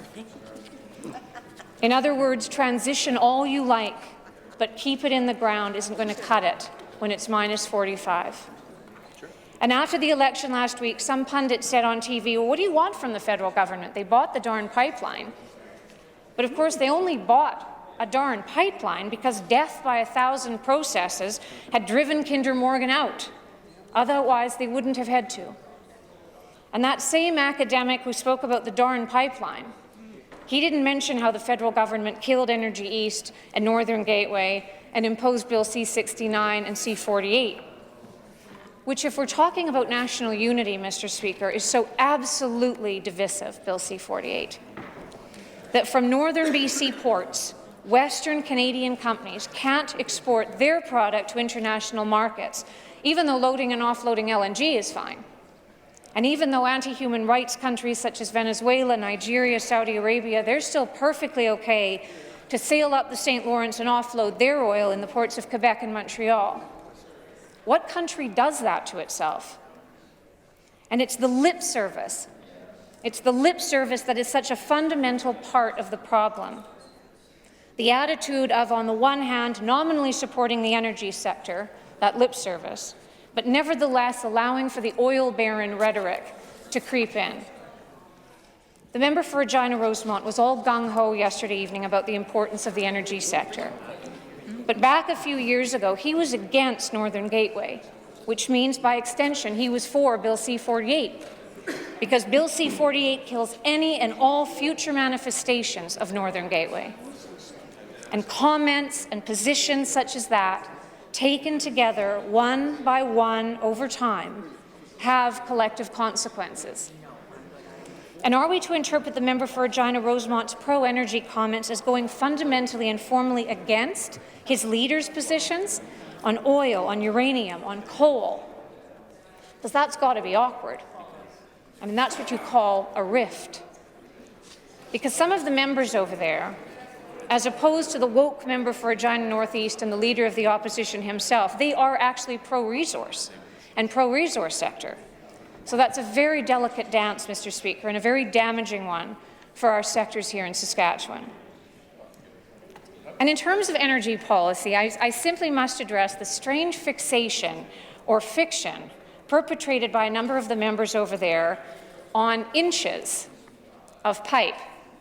The member for Athabasca in particular is obsessed by inches, Mr. Speaker. He continues to ask, and I quote, "How much pipe have you laid?" And I'll tell you, aside from pipelines that cross provincial boundaries, which is a federal responsibility, we have actually laid a lot of pipe. Since 2007, we've laid 503 pipelines with a total length of 3,569 kilometres. Oh, there you go. There you go. That's a lot of inches. Just finally, Mr. Speaker, I'll say, for all the talk about energy and transition, it's important to remember and acknowledge what the energy sector is actually doing. The oil and gas sector is investing in renewables, $1.6 billion so far, the Western Canadian oil sector. So surely some credit where credit is due. And this is arresting, and I always mention this whenever I can, that if every oil and gas producing country around the world extracted oil and gas the way we do here in Canada, in Western Canada, global GHG emissions would fall by a quarter. And to young people asking, all the Greta-ites out there, what are you doing for the environment? Well, we're doing methane capture, Mr. Speaker, and we're doing CCS. We're doing carbon capture and storage. And experts from Norway to Australia call carbon capture technology the answer to young people's protests on climate change.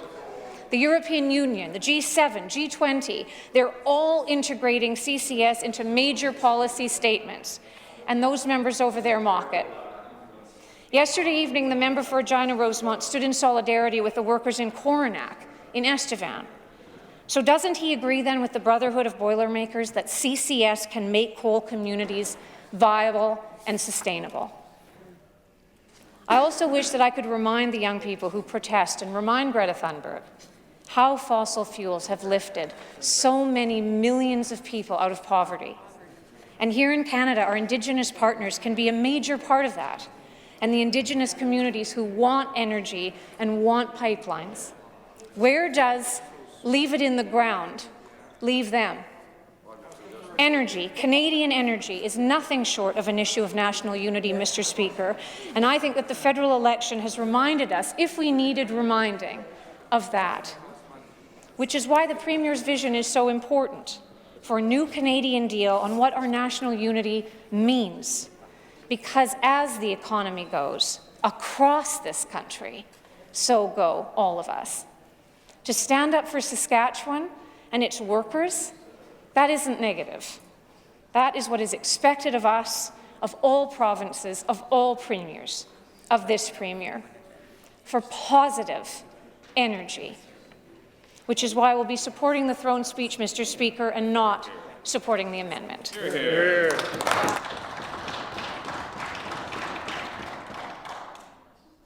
Recognize the member for Regina Elphinstone Centre. Thank you very much, Mr. Speaker. As ever, good to look at my neighbor's desk and wonder.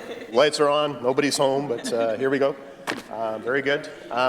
This is probably a good place, Mr. Speaker, to say in this House, we are literally nothing without the people that make this work in terms of Hansard and the journals. So this is as fine a point as any, and as fine as an example as any to say thank you very much for all the great work that is done in helping us conduct the people's business. Mr. Speaker, again, it's good to take my place for one of these remaining times available to me. I'm not running again in the next election, Mr. Speaker. I'm going to move on to other chapters. I'm getting a lot of encouragement to speed it up from my colleagues. But, Mr. Speaker, it gets said a lot, but what an honor it is to take your place in this Assembly and to speak to something of the hopes and dreams and the issues that are most important for your constituents. And, Mr. Speaker, I've always tried to keep that firmly in mind as we set about doing this work. And that's certainly all the more clear for me at this stage of the game, Mr. Speaker. So what an honor and what a privilege it really is to do this work and to sign the roll and to take our place as honourable members in this Assembly. And again, Mr. Speaker, it's a cast of thousands, well, it seems like thousands, that makes this work happen. But between the table and the clerk's office, the speaker's office, the pages, the journals, Hansard, security, Sarge, let's be honest, Sarge, pretty much revolves around the Sarge. I think of Linda, who's kind of like my mom down in the cafeteria. It's the library. Again, there's so many people here that do such great work and are behind the scenes and do what they can to give us this place to do the people's business. And I couldn't be more grateful for being party to that lo these many years. But Mr. Speaker, the speech from the throne, 2019, one of the sort of standard criticisms of a speech from the throne is that it's kind of light on detail and kind of long on the aspirational, and that you know, the things that get a light hung on them, you find out what really is important come the budget, Mr. Speaker. And so we'll see, again, there's some interesting things in this, this particular throne speech, and we'll see how that comes out in the wash with the budget, Mr. Speaker. So if I'm not giving the full critique today, you know, I'm sure perhaps the member from Indian Head Milestone will cut me a little slack for once, just this once, if I'm not fully weighing in on this. But, you know, the speculative begs the speculative, Mr. Speaker. But in terms of the throne speech itself, I thought it was nicely rendered by His Honour, and certainly their honours. It was lovely to see them here, and I got to say, the beaded moccasins they had were just stunning. And I always think of moccasins in this business, Mr. Speaker, in terms of it's good to think about walking a mile or a kilometer in the other person's shoes, or moccasins, Mr. Speaker. And again, that the Honourable Russ Morasti has taken this job is, I think, a tremendous thing for the province. I had the great opportunity to be at the Protective Service Medal presentation yesterday, along with the provincial secretary. He didn't bring out the Great Seal for the occasion, which I was a little disappointed in. I don't know if he's lost it or if it's in a safe place. I'm sure it's in a safe place. But anyway, Mr. Speaker, it was great to be there with that, with the Lieutenant Governor, and a fine job was done, as was done in the case of the speech from the throne. And Mr. Speaker, again, this is also a point where we'd like to say to the family of Thomas Malloy, to extend our condolences at the loss of a great son of Saskatchewan, a great Canadian, Mr. Speaker. And if I might, just from a personal observation, a great proponent of reconciliation. And his work will outlive his years, Mr. Speaker. But of course, the grief that comes with such a loss, both for those that worked immediately with him and to the Malloy family, again, we extend our condolences and our thoughts and prayers with his passing. But again, Mr. Speaker, Russ Morasti did a fine job yesterday. His Honour, I don't know if I'm even,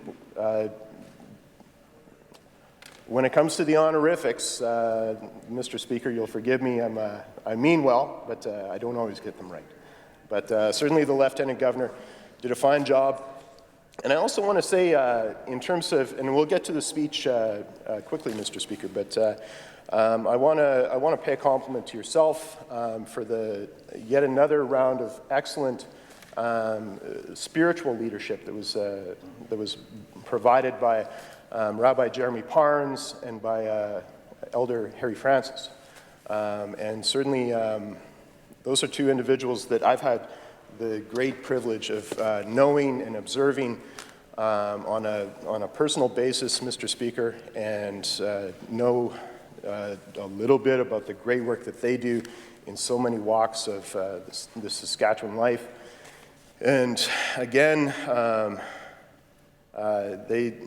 it was great to see them on the bill, and they did not disappoint, I don't think.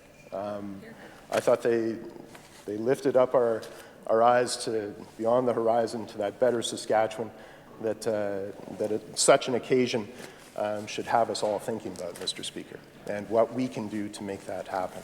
So again, it's always good to hear if you think Harry Francis can is Nihao for the praying is amazing. You should hear him sing, Mr. Speaker. He comes from Piapots, of course, and as late Bush Kashwadam used to say, they got lots of songs out on Piapots. And indeed, Piapots is where they keep the Treaty 4 song, that song that was sung at the signing of Treaty 4, and that has been kept by the Kishwatam family these many years.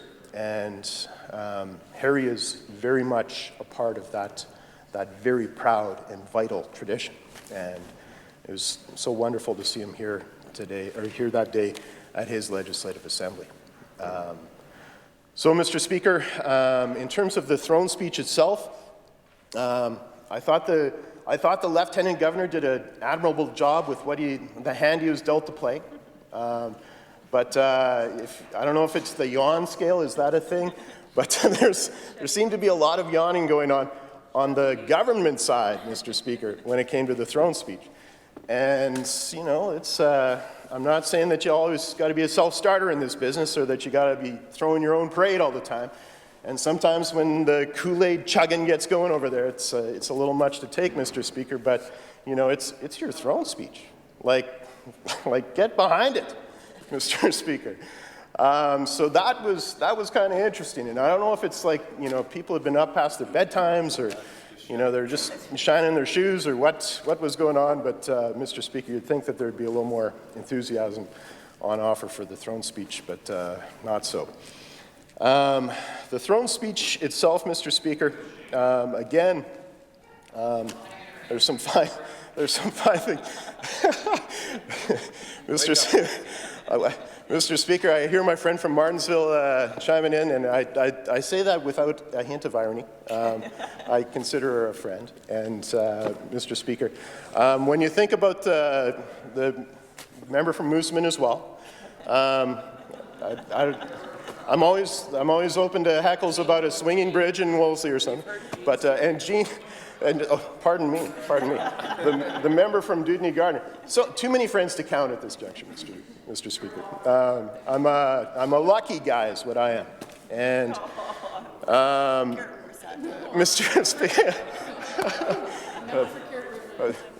too many friends to name, Mr. Speaker. And so I'm just glad that they're all sort of like lining up for it here. So it's an unanticipated consequence, Mr. Speaker. But I want to say, Mr. Speaker, that in terms of the throne speech, and again, where I started off, in the work that we do here, we're all sent here by constituencies. And in my case, it's the good people of Regina Elphinstone Centre. And, you know, here we are, Treaty 4 territory, the homeland of the Métis, and again, that we had Harry Francis praying for all of us. Nihao was such a wonderful thing, as was the case with Rabbi Parnes. And so to Rabbi Parnes, I would say, Toda Rabbah, Be'emet, and to Harry, I'd say, Ginanaskamatim.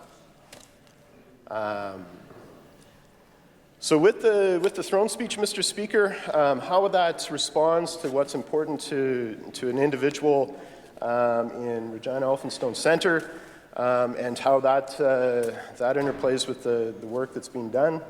You know, so it's again, I don't want to crash anyone's parade or anything like that, Mr. Speaker, but we're not here to pump the government's tires. We're not here to throw the flower petals in their path as they proceed about their daily business, Mr. Speaker. We're not here for the Amen chorus, Mr. Speaker. We're Her Majesty's loyal opposition. And again, to do these things credibly, where we see things being done well, we like to say, you know, good work, keep that up, more of that, please. And where we see things that are falling down, we like to say, you know, pull up your socks, do better, because that is what the people expect of us.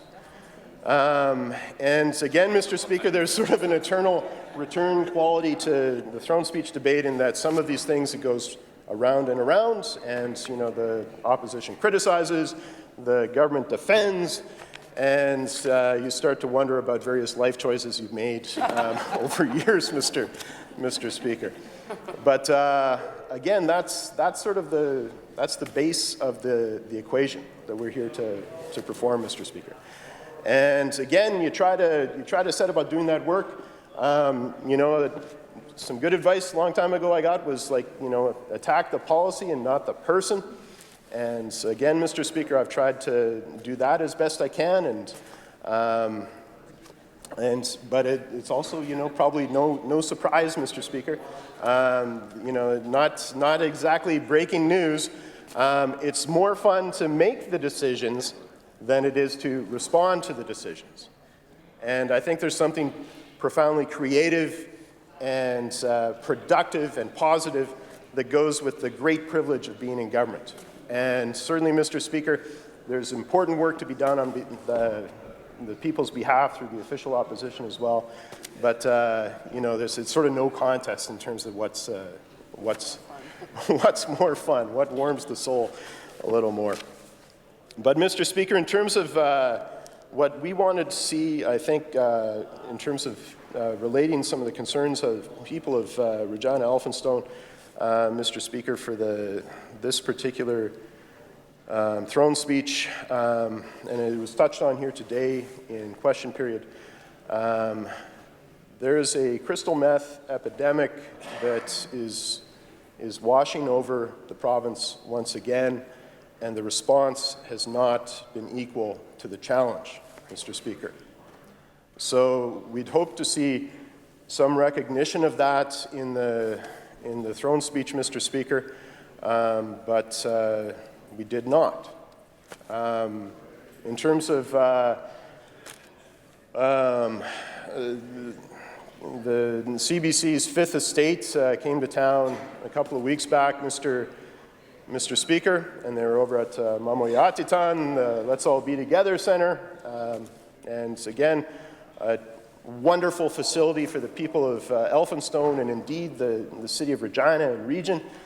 And Mr. Speaker, they had a town hall, and there were officials, certainly from the government, in attendance, and I know them to be hardworking people and concerned about the issues, Mr. Speaker, but there wasn't the representation that you'd hope there would be from the government, Mr. Speaker. And one of the things that was, I think, most shocking and eloquently stated, forcefully stated by the Chief of Police, Evan Bray, the Regina Police Service Chief, Mr. Speaker, in reflecting on the wicked interplay of the big three of, increased gun violence, increased gang activity, and increased drug incidents with crime, Mr. Speaker, and the way that these things were interplaying to drive what's happening on the streets of Regina. You talked about in the past 4 years, we've seen, from their stats and their, information, intelligence-driven folks, in the past 4 years, they've seen criminal incidents involving cocaine go up by 75%. In the case of crystal meth, they've seen the increase of crystal meth-related incidents increase by 2,400%, Mr. Speaker. And that coincides with things like, I know this is not just unique to Regina, I know this is not unique to places like Saskatoon, and I know that it's playing out in a terrible toll of human life and death, Mr. Speaker. And that we have, record murder years on the parts of Saskatoon, that we have, Battlefords struggling with the different things they're working with, Mr. Speaker. There are a lot of things that go to make this circumstance what they are, but certainly in the case of Regina, the immediate factors are that. But there are also a broader set of issues, Mr. Speaker, where this is a horrible barometer of how we are doing or not, how we are succeeding or failing when it comes to reconciliation, when it comes to fighting poverty, when it comes to who benefits from this tremendous land of opportunity that we live in, Mr. Speaker, who has a share in that, who's on the outside looking in. And Mr. Speaker, again, that it was at Mamoyatitan. The center of that is the renewed Scott Collegiate.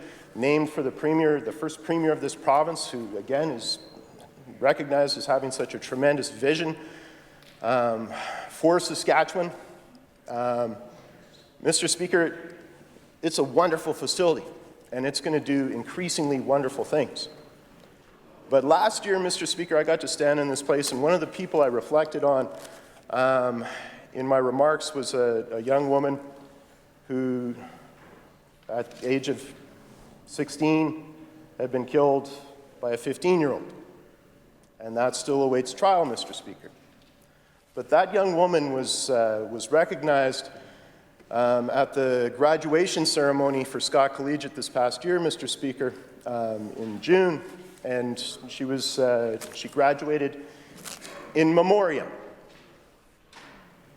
And for the gains that we make at Scott Collegiate, Mr. Speaker, I'm so thankful for them.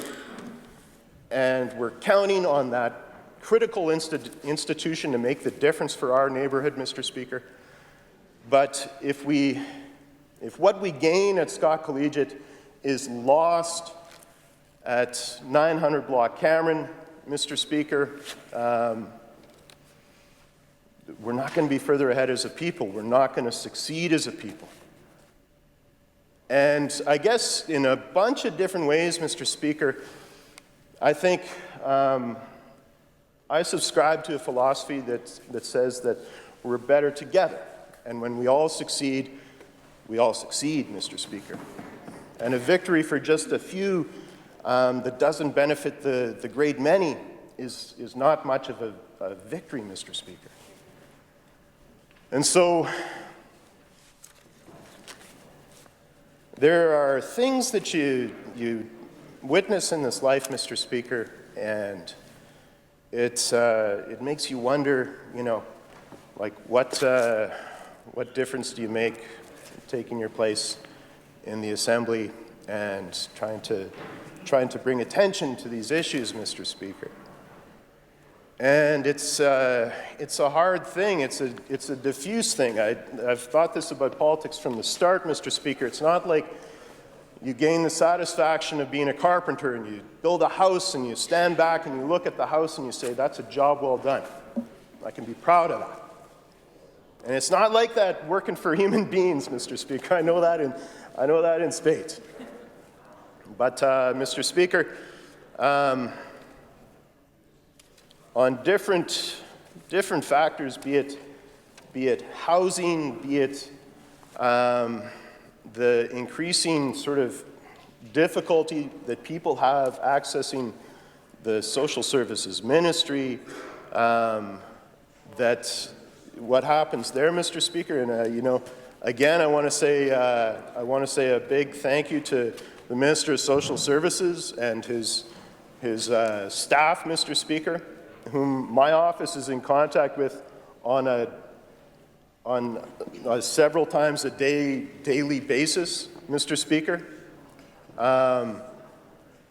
But that's as thankful as we are for those efforts, Mr. Speaker. I think it's signal to a broader system that is failing the people, and that we've got to do better there. And that, again, in terms of what happens with, we go through the cold snap here, and in Saskatchewan, these things are a matter of life and death. Matter of life and death. And we've got to do better. So on housing, on social services, on employment, on, not just, fighting the gangs on the suppression side of things, but laying out those exits to get people out of the gangs, these things have to be more than just like waiting for the feds to show up to throw some inadequate dollars on the table to make it go round, Mr. Speaker. We're here on Treaty 4. We're here in a time where the calls to action for reconciliation ring out. And we need to take them up. One other thing I'd be remiss in not mentioning about this town hall, Mr. Speaker, again, is in terms of what's happening in corrections in Saskatchewan, Mr. Speaker, I think, we should seriously consider a name change, because correction is not what's going on in the prison system in Saskatchewan, Mr. Speaker. When you've got all of the programming space, the things that give people a shot at rehabilitation, at a better life, Mr. Speaker, at employability, when you've got all that taken up by double and triple bunking, Mr. Speaker, and you've got when this gang flips on that gang, and then it's the riot is on again in the system, Mr. Speaker. There is zero correction going on in that circumstance. It gets worse, and folks get out, and then we wonder why we have record years in terms of murder in our bigger centers and mayhem throughout the province. And I wish I was making this up, Mr. Speaker. I wish this was just some sort of like Warren's an opposition MLA and there he goes again, just being negative. I wish I didn't have these things to talk about, Mr. Speaker. And I wish that there was more of a response that made the difference. Because again, Mr. Speaker, a year ago, there's a 15-year-old girl should have had her whole life in front of her, paid the price for this, paid the price for how we're not getting it right. So, Mr. Speaker, on those and many other fronts, again, I like a good parade. I grew up as a kid. We'd trot down to Dewdney Avenue for the Buffalo Days parade, and the politicians of the day would pelt us with candy, and we'd see the Shriners go by in their little cars, and I love a good parade, Mr. Speaker.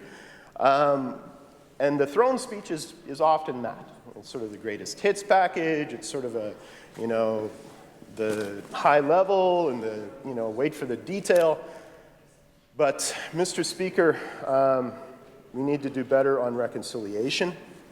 I would submit that there are a great number of challenges that face us as a province and Saskatchewan as a proud part of Canada, Mr. Speaker. But reconciliation is something that we need to do better on. And Mr. Speaker, there are ways that we can do this. And I listened to a fine speech offered last night by the Minister of Justice and what he had to say about the Ministry of Justice's response to the Missing and Murdered Indigenous Women Commission and the fine words of thanks he had to say for Commissioner Buhler. And that was all very well placed. But what he also outlined, Mr. Speaker, was a plan to take up the calls to action and to address the problem that we experience in Saskatchewan in a lot of horrible ways. And that's as it should be, Mr. Speaker, because, it's the old DOA formula, Mr. Speaker. The great political philosophers, punk rock's DOA, Mr. Speaker, talk minus action equals zero. And sometimes less than zero, Mr. Speaker, because people just stop listening to you. So, Mr. Speaker, there's action, and I was well enumerated by the Minister for Justice last night around the missing and murdered Indigenous women calls to action, and we will be watching that with great interest because this is important to all of us.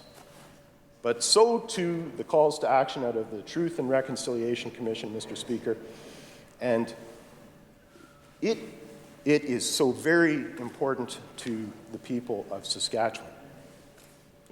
Indigenous, non-Indigenous, all of us. Mr. Speaker, there are a lot of other fine things to talk about in the speech from the throne.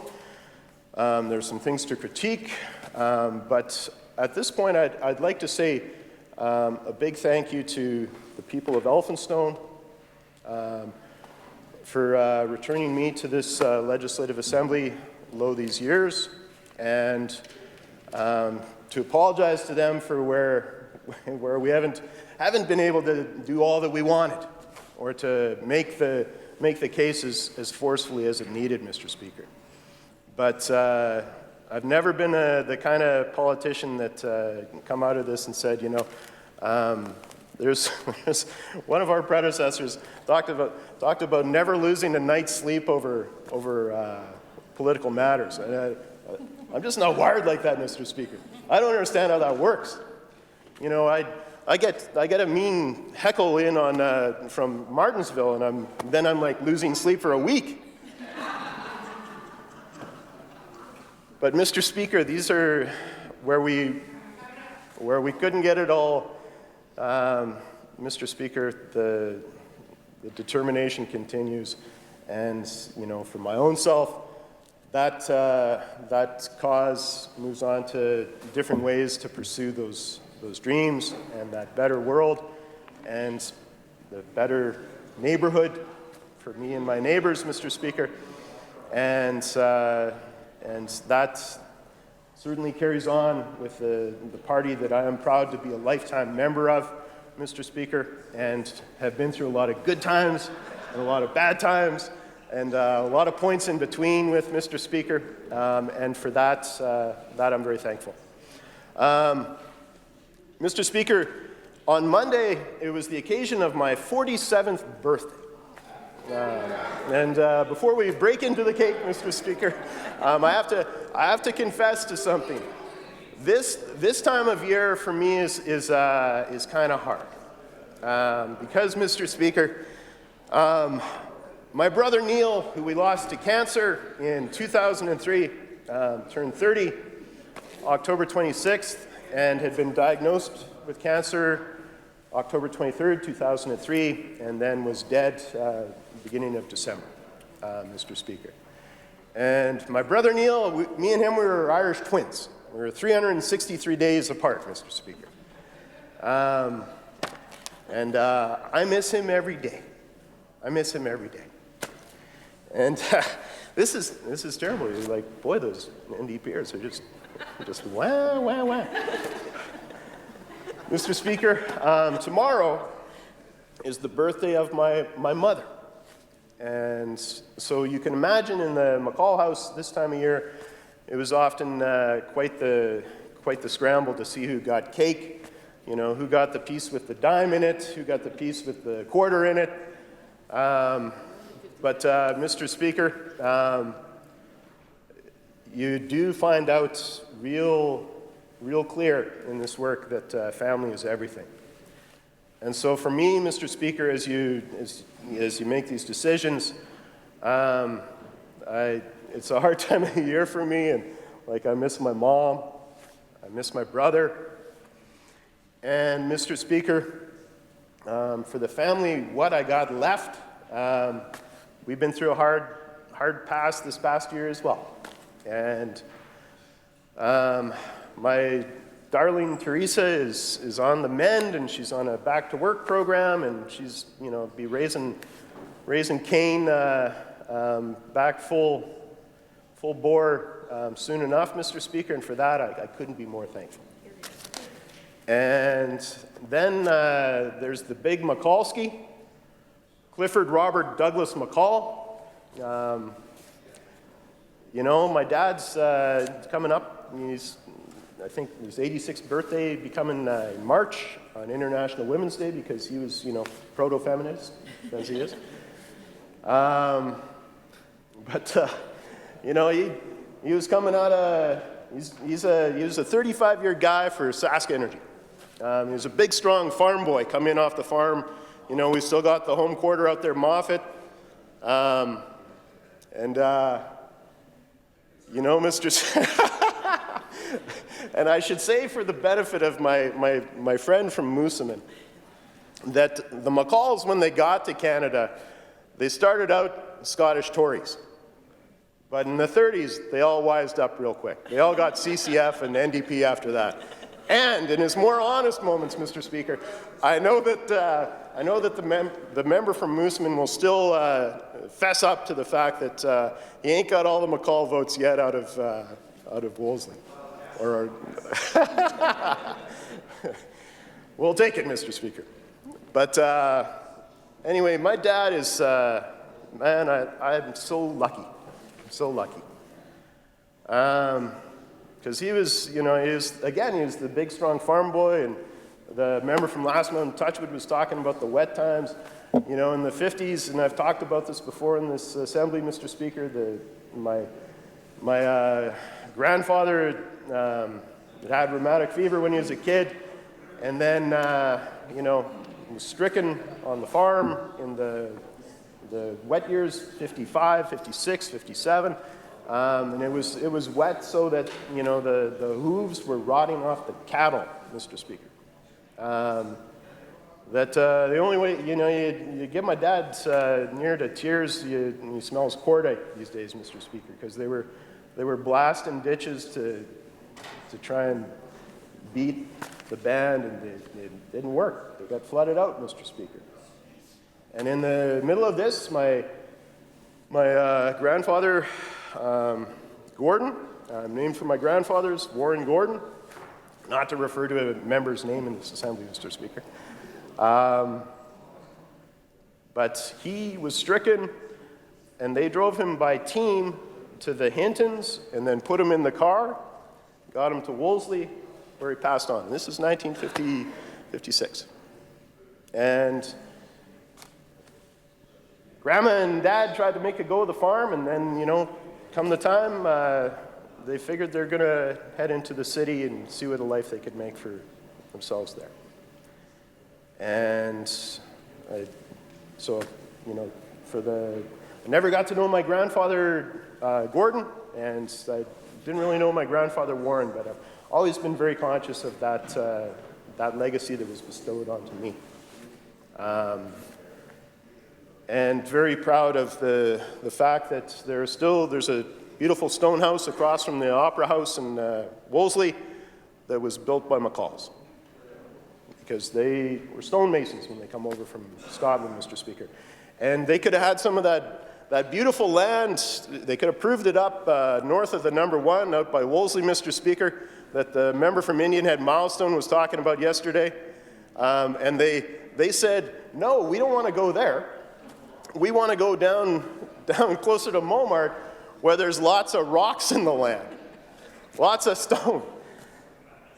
Better to build our houses, Mr. Speaker. But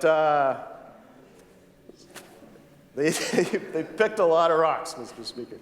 So I know what it means when you got somebody coming at you with the handshake and you say, watch out for those rock pickers. I'm like, yeah, take it easy. Mr. Speaker, I'm very proud of that legacy, and I'm also proud to point out that when they proved up that first home quarter in 1883, the McCalls, as is written up by Kay Parley in her fine discussion of Moffat, that the McCalls were pitching right from the start in terms of being trustees on the local school board and being good neighbors, Mr. Speaker. And certainly we've tried to carry that forward. So, Mr. Speaker, when we got to the city, the McCall's been in north central Regina since 57. My dad and my grandma moved into a house on 9 Block Athol, and we've been hanging around there ever since.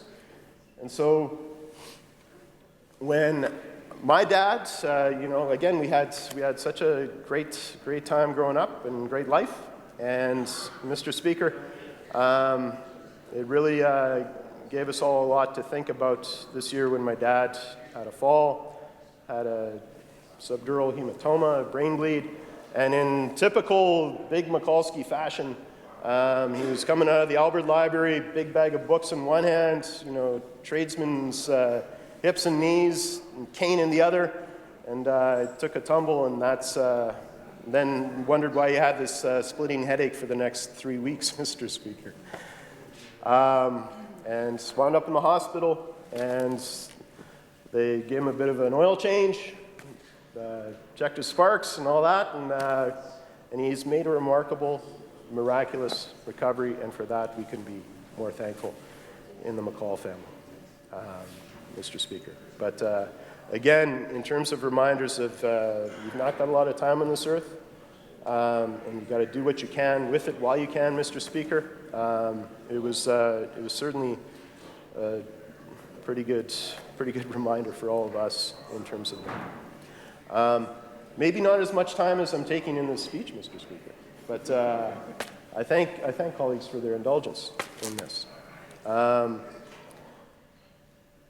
Mr. Speaker, in this work, I've also been blessed by the fact that at the signing of Treaty 4, one of the chiefs, so I understand, one of the chiefs, Cody, talked about, you know, the importance of education, and that the Soto and the Cree and the Assiniboine that were gathered for the signing of Treaty 4, that they should learn the cunning of the white man. But that the white man should also give their kids to the Indigenous people so that they might learn something of their ways as well. And that, to me, always stood out as a really good example of, you know, the treaties and the spirit of reconciliation and action on reconciliation. Because if your family, you know, there ain't nothing going to tear you apart. If your family, their problem is your problem. Your problem is their problem. And Mr. Speaker, that's something that I've been so blessed in my life, that I've been taken as a son by the late Sterling Brass and by Edna Brass, and I'm very proud of my connections with the Fables and the Brasses. And I've been taken in ceremony as a son as well by Murray Ironchild from Piapots, and so to have Murray as my father and as someone who helps me along in these things, Mr. Speaker, and Terry as my mom, I'm like, how lucky am I? And I think it's made for, you know, a better human, or increased the odds of me being a better human, Mr. Speaker. But I think in terms of the work that we need to do in this province, again, to bring folks together, I wish everyone could be as lucky as I have been to receive the love and the generosity and the help from Jumbo and from late Sterling and to all my brothers and sisters and cousins, and it is something that will carry me till the end, Mr. Speaker, and beyond. So I'm thankful. I'm still voting against the throne speech, Mr. Speaker.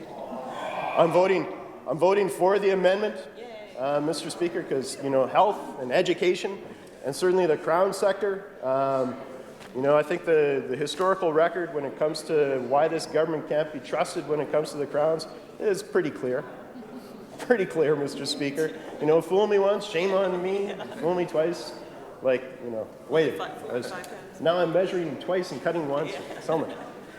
Anyway, Mr. Speaker, the record is clear, and may it be better going forward. But when we have the Minister of Justice protesting as he did during question period, it reminds me of the Lady Macbeth. You know, he thinks he doth protest too much. But Mr. Speaker, the other thing I just want to say at this point, we've come through this sort of wild time of political division in the country and in Saskatchewan, and I would remind everyone to look up the great words of John G. Diefenbaker. And again, Mr. Speaker, I'm okay. I'm getting some help from Mooseman. I'm appreciating that. Mr. Speaker, in terms of his great quote, and his other quote that I like is he once addressed a freshman class of parliamentarians, and he said, for the first 6 months on the job, you're going to wonder how you got here. After that, you're going to wonder how everybody else got here. But Mr. Speaker, Diefenbaker said this: I am a Canadian, free to speak without fear, free to worship in my own way, free to stand for what I think right, free to oppose what I believe wrong, or free to choose those who shall govern my country. This heritage of freedom I pledge to uphold for myself and for all humanity. Mr. Speaker, in this time where we'd have those that would, try to use anger and division in aid of separatism, Mr. Speaker,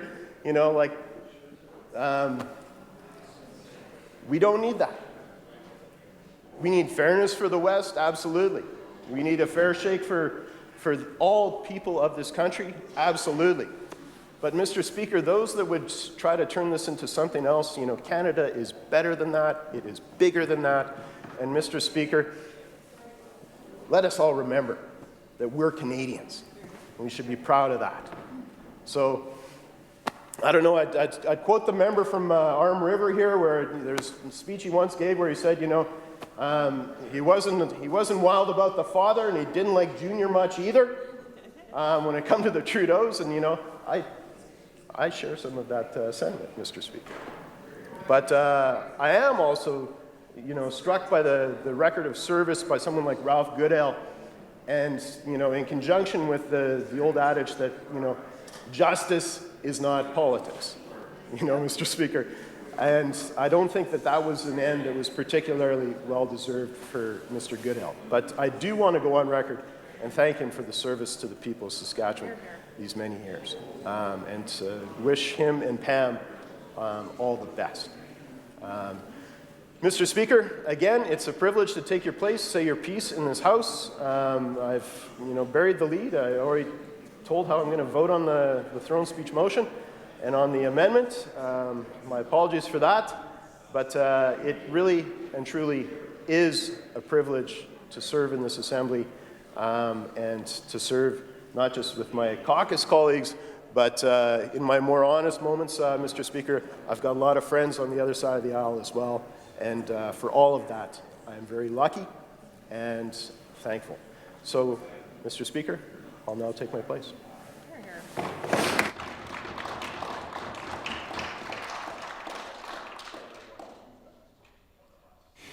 I recognize the member from Melfort. Thank you, Mr. Speaker. So, Mr. Speaker, this will be my second opportunity to respond to the speech from the throne. And it would have been a little bit less than 2 years ago that the member from Kindersley, the member from Swift Current, and myself were sworn in by our past LG, who we wanted to give, with the rest of the members of this House, condolences to his family and friends. The member from Kindersley and myself think it's a little bit unfair having the member from Swift Current. He's got, as we say, the voice for radio and the face for TV, and spent 20 years so far, so it makes us feel a little bit at a disadvantage. But it has been great over this last year to get more comfortable with the people of this House. And it's far more easy to stand up and speak when you feel like you're with family. And so, though between the sides sometimes it's a little bit of a dysfunctional family, it still is family for all of us here, and in a strange sort of way. But, Mr. Speaker, this was a little different as well this year, being at the throne speech, following the new Lieutenant Governor into the House. Looking down and see him wearing his moccasins, and knowing a little bit about our new Lieutenant Governor Russ Marasty, it really took a lot of the fearfulness out of the event and put us all at ease. So, Russ Marasty, I have been able to go to a number of events with he and his wife over the last few months, and for a fellow who grew up in a small two-bedroom house with no electricity and no running water, a person who had a bout with what did he have a bout with, Mr. Speaker? Tuberculosis, that was what it is. So a bout with tuberculosis, spent 4 years in residential school, and to see him get to the place where he's at today, Mr. Speaker, it was really a privilege. But more than that, watching him as he leads different events, as he speaks at different events, and as he interacts with people from all areas of society, I have nothing but a great respect for that man. Before I got to meet him, I was in Melfort at the police station there. I was talking to a number of the RCMP officers, and his name came up. And he had been in one of the top positions for the RCMP in the province and in our nation, and a very successful career. And it was interesting to hear them all, one after the other, tell stories. I thought, it can't be that you all know Russ Morasti, but it turned out most of them there not only knew him, but had a great story of some kind of act of courage or leadership in his life. So when I finally got to meet him, I was expecting a great man, and Mr. Speaker, that's what I found. So as all of us, he grew up in a home that taught him to make, as a young man, good decisions. And I think that he's been doing that since he was a young man, and now that he's older, he's been making good decisions. And as many of us on this side and that side of the House, his best decision was the wife or a husband that we choose. And seeing Donna Morasti, the way she carries herself as well, I think the greatest decision that our Prime Minister has made in his time in office was choosing the Saskatchewan LG. So, Mr. Speaker, he started off his time speech from the throne with condolences to the man who was before him. And interestingly enough, all government people, we step in to follow before people and build on the foundation that people have laid before us. And, you know, I've listened to a number of MLAs who are retiring from this side of the House and give their last response to the throne speech. And I just want to say that we will certainly miss them all. And, you know, the family will be changed, but the new normal might be better in some cases, might be worse. We're not sure. But no, I was, Are you pointing at what did you do? wasn't pointing at anyone specifically, but if you feel that way, then hey. But, you know, it has been a great time. We've all been able to learn a lot from those who went before us. And one of the things that really struck me, Mr. Speaker, as I was listening to this throne speech, first of all, as I was sitting beside the Premier trying not to mess up, it is harder than I thought to just sit there and look like you know what you're doing. Well, maybe not regal, but just, you know, don't mess up. And so I didn't want to look this way or that way. But as I was listening, I heard him make a statement a number of times. And I know he's a nonpartisan individual. He's a representative of the Queen. But as he was speaking, he said the words, "my government, my government, my government." And as he went through and was saying "my government," I don't know if he voted NDP, Sask Party. You know what? It doesn't really matter with that man. He shows respect and honor and kindness to everybody on both sides of this House. But I was impressed that he was saying it's my government. And, you know, Mr. Speaker, it's very important that we all see that speech from the throne as not just we the government, but it's our government. And, you know, we're all one. I really appreciate the strength of the opposition, but I also really appreciate the strength of this government and the plan that they have to move forward. I was looking through the speech from the throne, and as His Honour outlined things here, he talked about the new growth plan, and the MLA from Lumsden Morris mentioned, he said something along the lines that you can put your expectations for the future performance of a government based off of its past performance. And so as Mr. Morasti was sharing the plan for growth and mentioning some of the highlights here in the speech from the throne, I was able to think back on the foundation that I'm able to live on and build on.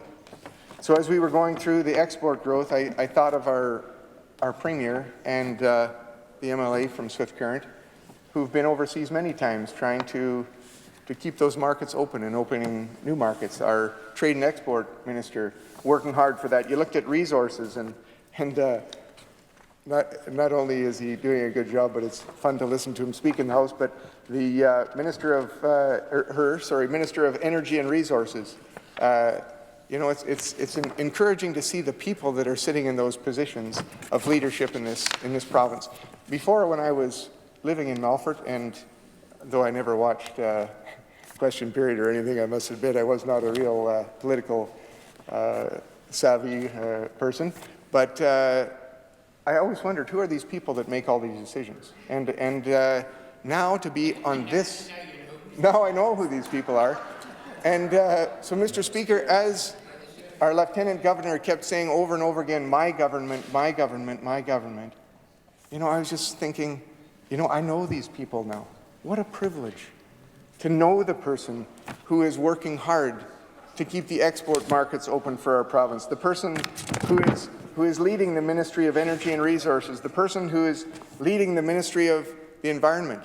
These people are the people that we go to on a day-to-day basis, Mr. Speaker, when we have issues from our constituents and from our constituencies. And I got to say that I'm awfully thankful to see the kind of quality people that are in the positions that they're in. A good friend of mine had said at one point, he said, you need to make the plan, you need to stick to the plan, and you need to execute the plan. And so, Mr. Speaker, our quarterback, the Premier of this province, has a great team working together with him. And they have put together and are continuing to put together a plan for growth for this province. And based off the past experience, their past performance, Mr. Speaker, I am looking forward to what we've got to face in these next 10 years. Mr. Speaker, just to take a snapshot of the Melfort constituency, you know, we read through here and we see it from a high level, but looking at it in a small, just some snapshots of what I see the past performance of this government has resulted in, and what I can expect in the future is things like, Mr. Speaker, going out to the town of St. Brew. And St. Brew is a very unique community. It has a very large manufacturing company there, founded by local people, local family members and friends, worked hard. Interestingly enough, St. Brew is probably some of the worst farmland in the province. And I was out with Jerry Borgo one day on their test plots where they make sure all the equipment is tough enough to handle whatever anyone can throw at it. And I said to him, do you guys bring in all those big rocks just to make it tough?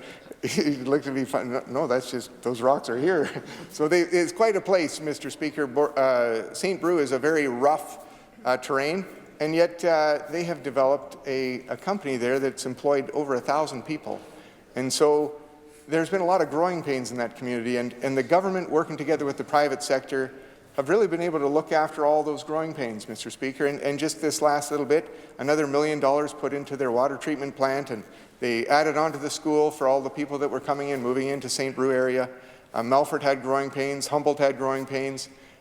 Interesting thing is the highway between St. Brew going towards Humboldt was one of the worst highways, I'm sure, in the whole province. But one of the things I can say for the government on this side of the House is when they got into power, that highway was pretty nice. And so, Mr. Speaker, to see the government working with the private sector in different ways has really been a delight of mine to watch. Another area where I saw this was in the community of Leroy.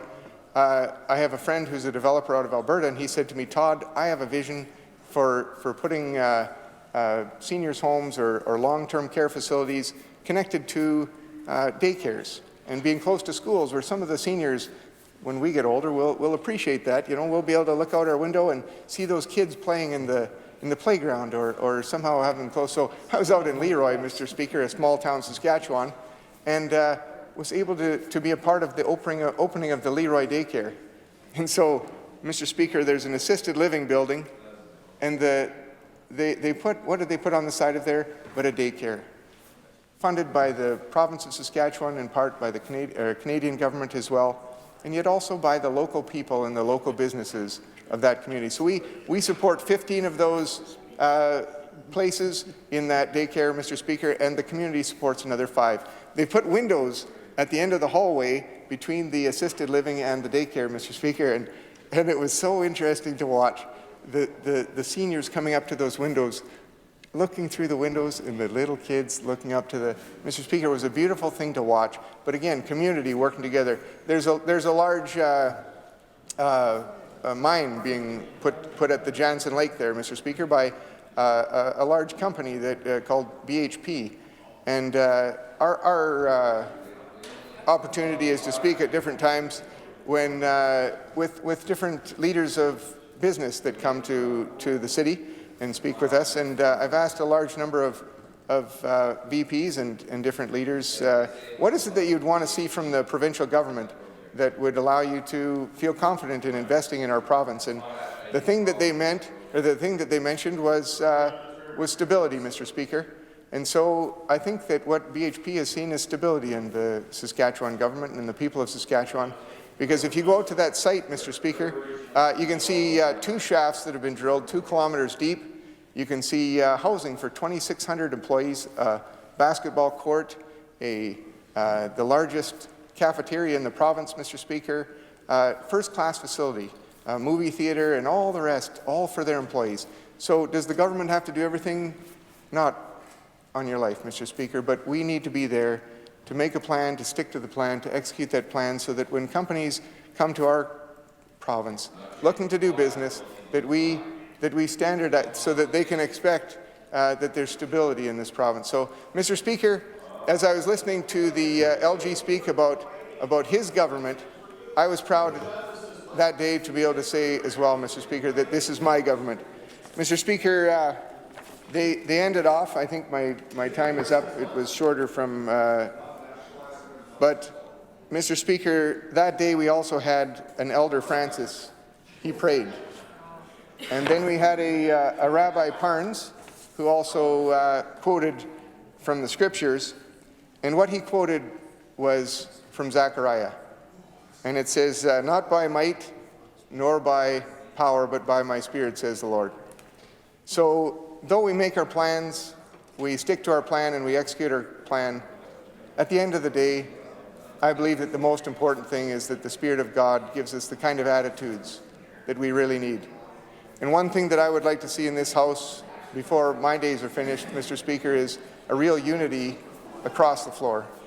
And a real unity in the communities, maybe a miracle, but I'm looking forward to it, Mr. Speaker. And so, you know, where we say, you know, go the extra mile, turn the other cheek, bless those who curse you. I think what a great opportunity here, Mr. Speaker, in this government to be able to show some real camaraderie and some real work together. If our LG can say it's my government and they're going ahead and making this plan, well, I would extend my hand across the aisle and say let's work together for the future of this great province. Thank you, Mr. Speaker.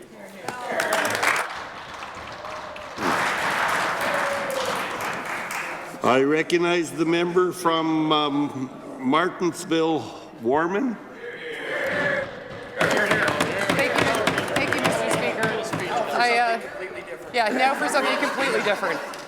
I think this was somehow very bad planning to put me, of all people, after one of the nicest people to sit in this chamber. So I think our tone and theme might be a little bit different, but yeah, whatever. Anyway.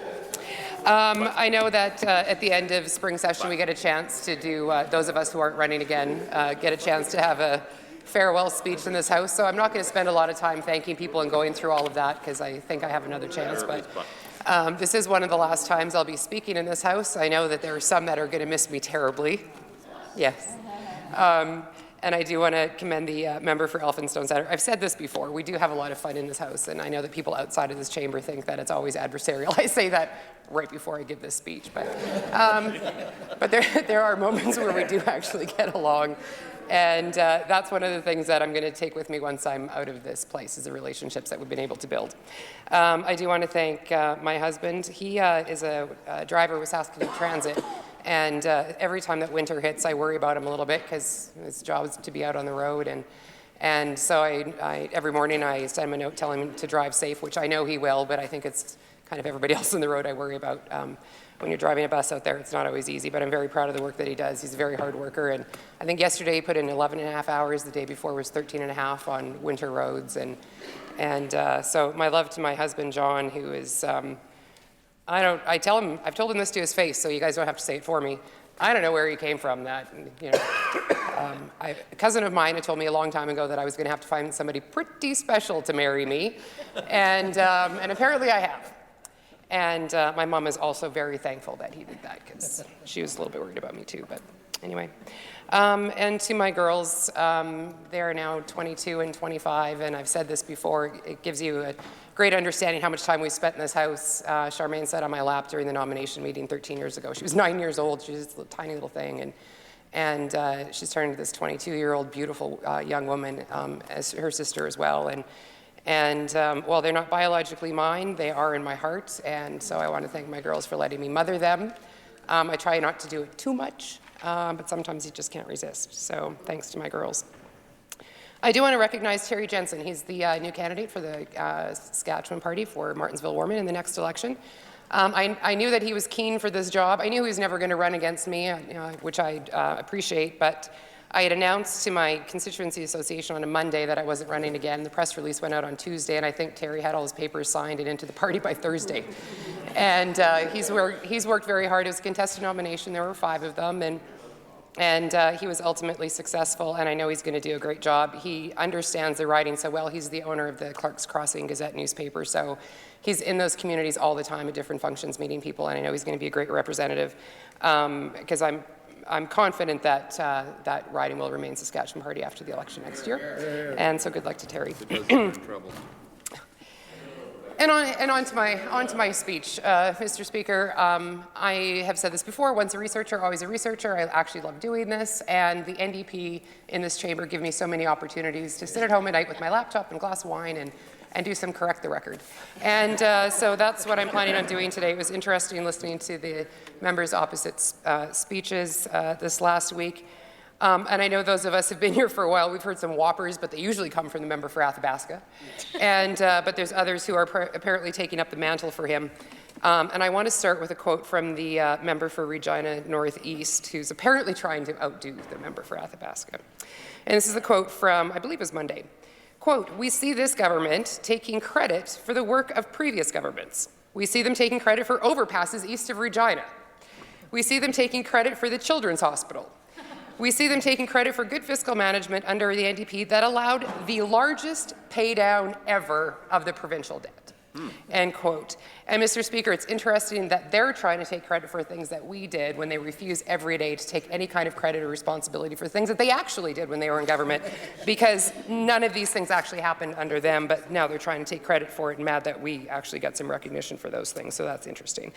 And Mr. Speaker, I know that I've made fun before of the NDP's crack research team. I'm actually going to leave them alone because I'm going to lay this solely at the feet of the member for Regina Northeast, because I think probably their research team is probably a bit more accurate than this. So when it comes to overpasses, and I've talked to previous highways ministers about this because it was an odd comment. I thought maybe I missed something, not being from Regina, but having been here for a while. And were there any overpasses east of Regina prior to 2007? And the answer is decidedly no. So I'm not exactly sure why we shouldn't be taking credit for those things. It was our government that built them. Apparently, yeah, if you go far enough east, you get to Winnipeg. But I don't think the NDP here did those either. So, Mr. Speaker, why he's upset that we're getting credit for their overpasses east of Regina, I'm not sure, and why he's trying to take credit for it, I'm not sure about that either, but whatever. And then he was also upset that we're getting, that we're taking credit for the Children's Hospital. So, being a researcher and had my glass of wine on my laptop the other night, I searched through the NDP's last budget documents before the 2007 election. And the only reference to the Children's Hospital was a one-line mention about reviewing the potential need for a Children's Hospital.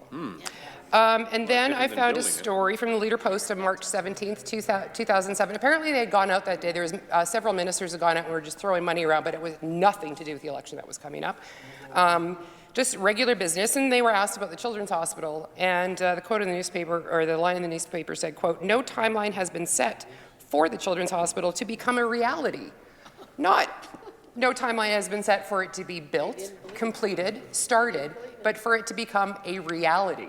And now they're upset that we're taking credit for it. Well, they didn't do it, Mr. Speaker, so I'm not sure why they should be getting any credit for it, because they didn't get the job done. But Mr. Speaker, that's the NDP. It's all talk and no action. And if they truly wanted to do all these things, the member for Athabasca keeps telling us how much money they left on the table after 2007. And interesting, over the last 12 years, I should have dated his comments, but that amount has gone up each and every time he stands up on his feet, because he gives the same speech every time he's up in this House. And that amount of money that they left over gets bigger every time he stands up. So if they had all that money, why didn't they build it? And apparently not important. And on the debt payment, I do want to thank the member opposite for crediting us for, in his words, the largest pay down of the debt in Saskatchewan's history. So that's nice to get credit for that. I also want to thank him for recognizing that we were left with a bunch of debt when we formed government in 2007. And I know that they really hated those billboards. Do you remember those billboards that got put up? And they ranted against those all the time. They were so upset about that, about talking about this debt repayment. And now apparently it's because of them that the debt was paid down. I'm pretty sure that happened after the 2007 election. But again, Mr. Speaker, he recognized there's a bunch of debt left behind. Member for Athabasca loves to tell us how much money they left behind, so why didn't they pay any of it down? They had the opportunity, apparently. There's all this cash, but didn't bother doing it. Mr. Speaker, that same member, not the member for Athabasca, the one for Regina Northeast, went on to say in his speech from Monday, quote, "We've got 7,000 more students in school in this province over the last 3 years and not a single dollar more. Not a single dollar more to recognize the need of those 7,000 additional kids," end quote. No more money. Mr. Speaker, or Deputy Speaker, this last budget, when it comes to education, is the largest education budget in our entire history. There is money for education. And Mr. Speaker, I know that I like to talk about crisis in a classroom. And I represent one of the fastest growing sets of communities, not just in Saskatchewan, but in the country. It's a lot of young families, a lot of kids. And I'm not getting phone calls about a crisis in our classroom. And I would imagine if communities as young as mine, that's probably where you would see the manifestation of that if it was accurate. You know when I did get phone calls? When I got elected in 2007, because there was a crisis in my classrooms in my constituency when I was first elected. There was classrooms on the stage, there were special education classes in janitors' closets because our schools were so full, Mr. Speaker. But you know what we did? We invested in capital, built 5 new schools and a major high school expansion. So while there are, yes, challenges in the education system, Mr. Speaker, crisis it is not. That member went on to say, there's a lot of fact-checking to be done on this one, I have to say, and I didn't even get to all of it. He went on to say, when it comes to environment, quote, "greenhouse gas emissions, they've gone up and up and up," end quote. Well, it's an interesting thing for the NDP to lob onto is emissions increases in this province. I was also environment minister at one time, so I have a pretty good understanding of this. In the NDP's last stint in government, so it was 16 years, they oversaw basically a stagnant economy, and yet emissions went up 70% over those 16 years. That's their record. It's all in black and white. It's been documented. And on our term of government, so it's just about 12 years, the economy has grown and greenhouse gas emissions have remained relatively stable. They've increased about 9% over the last 12 years. 9% over 12 years versus 70% over the 16 years. And he stands there and says, oh, emissions have gone up and up and up. On the intensity side of emissions, they've actually decreased over the course of our term in government, Mr. Speaker. So we're not going to take any lessons from the NDP on that issue. He went on to talk about revenue sharing, which I thought was pretty interesting considering the NDP's abysmal record on revenue sharing and supporting our municipalities across this province. He said this, quote, "When this government imposed the PST and construction services, they wiped out the funding for municipalities," end quote. Wow, that's a pretty bold statement. In Warman, one of my 2 cities, revenue sharing increased from $485,000 in 2007 under the NDP to over $2 million this year, an increase of 313%. That's a wipeout. In Martinsville, it increased from $506,000 under the NDP in 2007 to almost $1.8 million in 2019, an increase of 247%, Mr. Speaker. To say PST wiped out those increases is absolutely ridiculous, and it doesn't take a laptop, a glass of wine, and a bunch of research to figure that one out. Mr. Speaker, from the NDP's last budget in 2007, they boasted, and I quote, $127.3 million for revenue sharing, for urban, rural, and northern municipalities, end quote. Mr. Speaker, revenue sharing in our last budget was $251 million. It's almost a 100% increase from the NDP's last budget. I think our municipalities are faring quite well under this government, Mr. Speaker. But not to be outdone by her colleague, the member for Saskatoon Fairview said yesterday that we are gutting the graduate retention program. She should maybe go talk to the 71,000 people who are on that program, Mr. Speaker. Another ridiculous statement. And I've offered this advice up in the chamber before. I might say it once or twice before I'm done at the end of next spring. Hyperbole does not increase credibility. So first of all, the program's not gutted. And if she's so concerned about this program that never existed under the NDP, it was our government who initiated this. If she's so concerned, she should maybe go talk to her leader, who in his leadership platform said, and I quote, phase out the $40 million per year graduate retention fund, end quote. That's the position of her leader. So if she's so concerned, maybe she can go talk to him. And Mr. Speaker, in light of the fact that there is no policy, no platform, no ideas coming from the NDP, there certainly isn't any on their website. I have checked. And this is the only thing that stands. They chose him for leader. This is his policy positions, and he is going to not gut the graduate retention program. He wants to kill it, Mr. Speaker, so she should probably go register her outrage with her own leader. Mr. Speaker, she also, again, not to be outdone by the member for Regina Northeast, the member for Saskatoon Fairview lamented that Saskatchewan wasn't growing as fast as other provinces. What a thing to come out of the NDP benches, Mr. Speaker. We know exactly what population did in this province under the NDP. It was stagnant at best and decreasing at worst. We've heard the stories about suitcases for graduation, so I won't go over that again. But Mr. Speaker, to tell us that we're not doing enough to grow the population, we set targets. Long time ago, the Saskatchewan Party set targets about what we wanted to see the population to be in this province.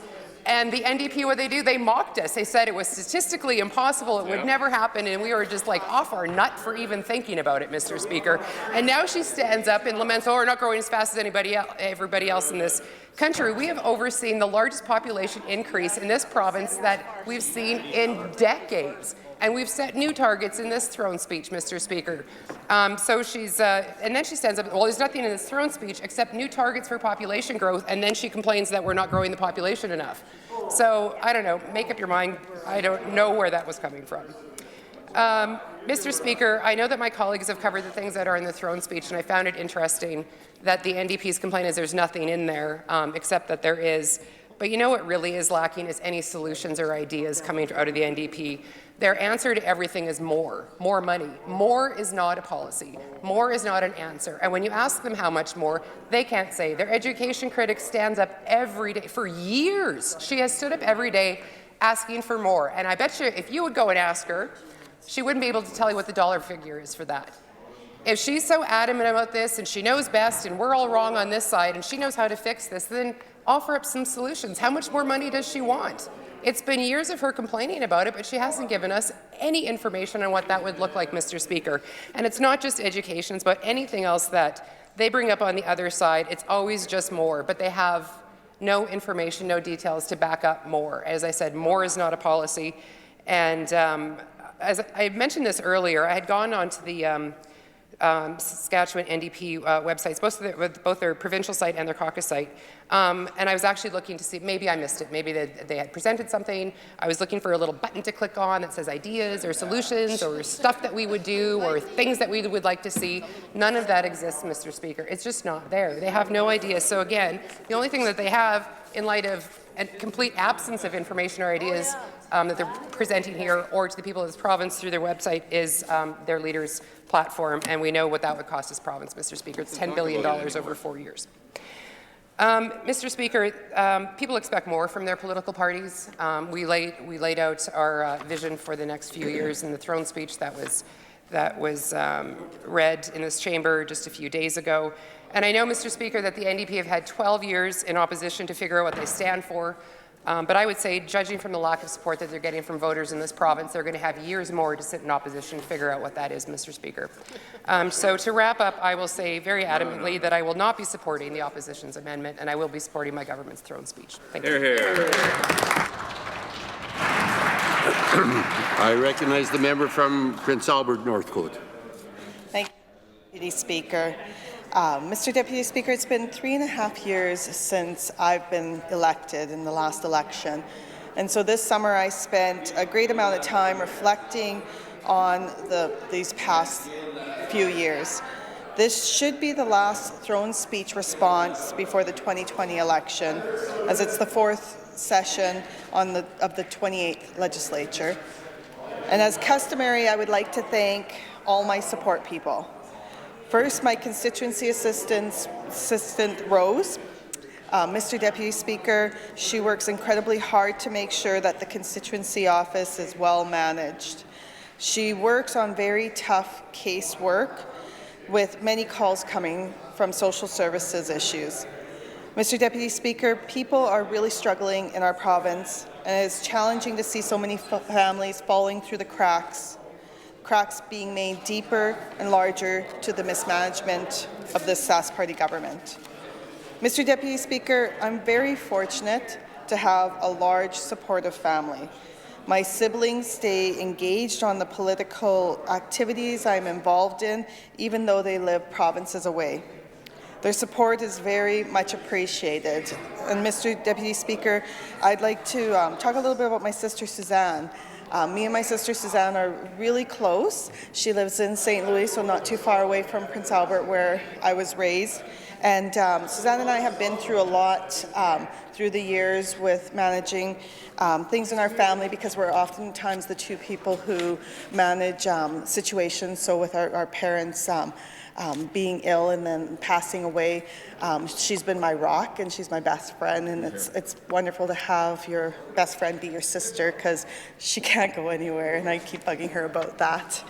But I also, Mr. Deputy Speaker, want to thank my partner Darren, who is incredibly supportive and ensures that our home and our family is cared for when I'm away. And he's always prepared to attend many of the events that we need to attend, and he never complains and is always willing to be there by my side. And so I really appreciate everything that he does for us. Also, my children and grandchildren help me realize the little things in life that really matter. And on Saturday, Mr. Deputy Speaker, when we woke up to a blanket of snow on the ground and were grumbling a bit, my grandson Riker woke up, and he's about 4.5 years old right now, Mr. Deputy Speaker, and right away he said, Grandma, look, there's snow outside. Isn't it cozy? So they really make you realize the small things in life are really important, and those moments are very precious. So. Mr. Deputy Speaker, in the past 3.5 years, our family has experienced a lot of loss and some bad news. My mother-in-law, my father-in-law passed away. Also, my brother and my nephew are struggling with some challenging cancer diagnoses. So it's been a rough go for our family. Also, 4 of my mental health colleagues have passed away since I've been at mental health. So, reflecting on that really makes you realize that it's the little things in life that really matter, which I think a lot of people here have said. It's family, your community, and your health. And so we have to take that, we can't take that for granted, for sure, Mr. Deputy Speaker. I'm incredibly honored to represent Prince Albert Northcote, Mr. Deputy Speaker. And it's important to talk about the challenges in my community. 2 of the mental health colleagues that passed away suddenly, Mr. Deputy Speaker, were psychiatrists. It was a big loss when Dr. Bakr Hussein passed away in 2017, but at that time, the other psychiatrists were able to step in and fill the cracks and make sure those clients didn't go without services. And then earlier this year, one of our long-term psychiatrists in Prince Albert moved closer to family, which was left another huge gap in psychiatric services in Prince Albert. And while the mental health team was trying to adjust to losing a senior psychiatrist, we also experienced another loss recently with the recent death of Dr. Mohammed Hussein. And Mr. Deputy Speaker, Dr. Hussein had thousands of cases. His work ethic was astonishing, and he often took the hardest to manage mental health cases and used methods that required a special knowledge of mental health. So Prince Albert, we did have a wait list to have psychiatrist services, but we know the loss of these psychiatrists will only increase the wait times, and many people are really worried about that becoming a crisis. And while we talk about mental health services in Prince Albert, Mr. Deputy Speaker, I would like to talk about a nonprofit organization called SHARE that has been operating for over 35 years and provides an important service in our community for clients with more complex mental health issues. They provide vocational, recreational, and residential services to adults living with mental illness.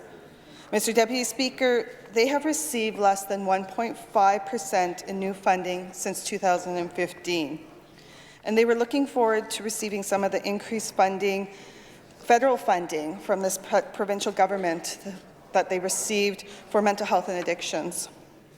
They provide many services with a limited budget and have many other clients that could benefit from their programming if they had more funding.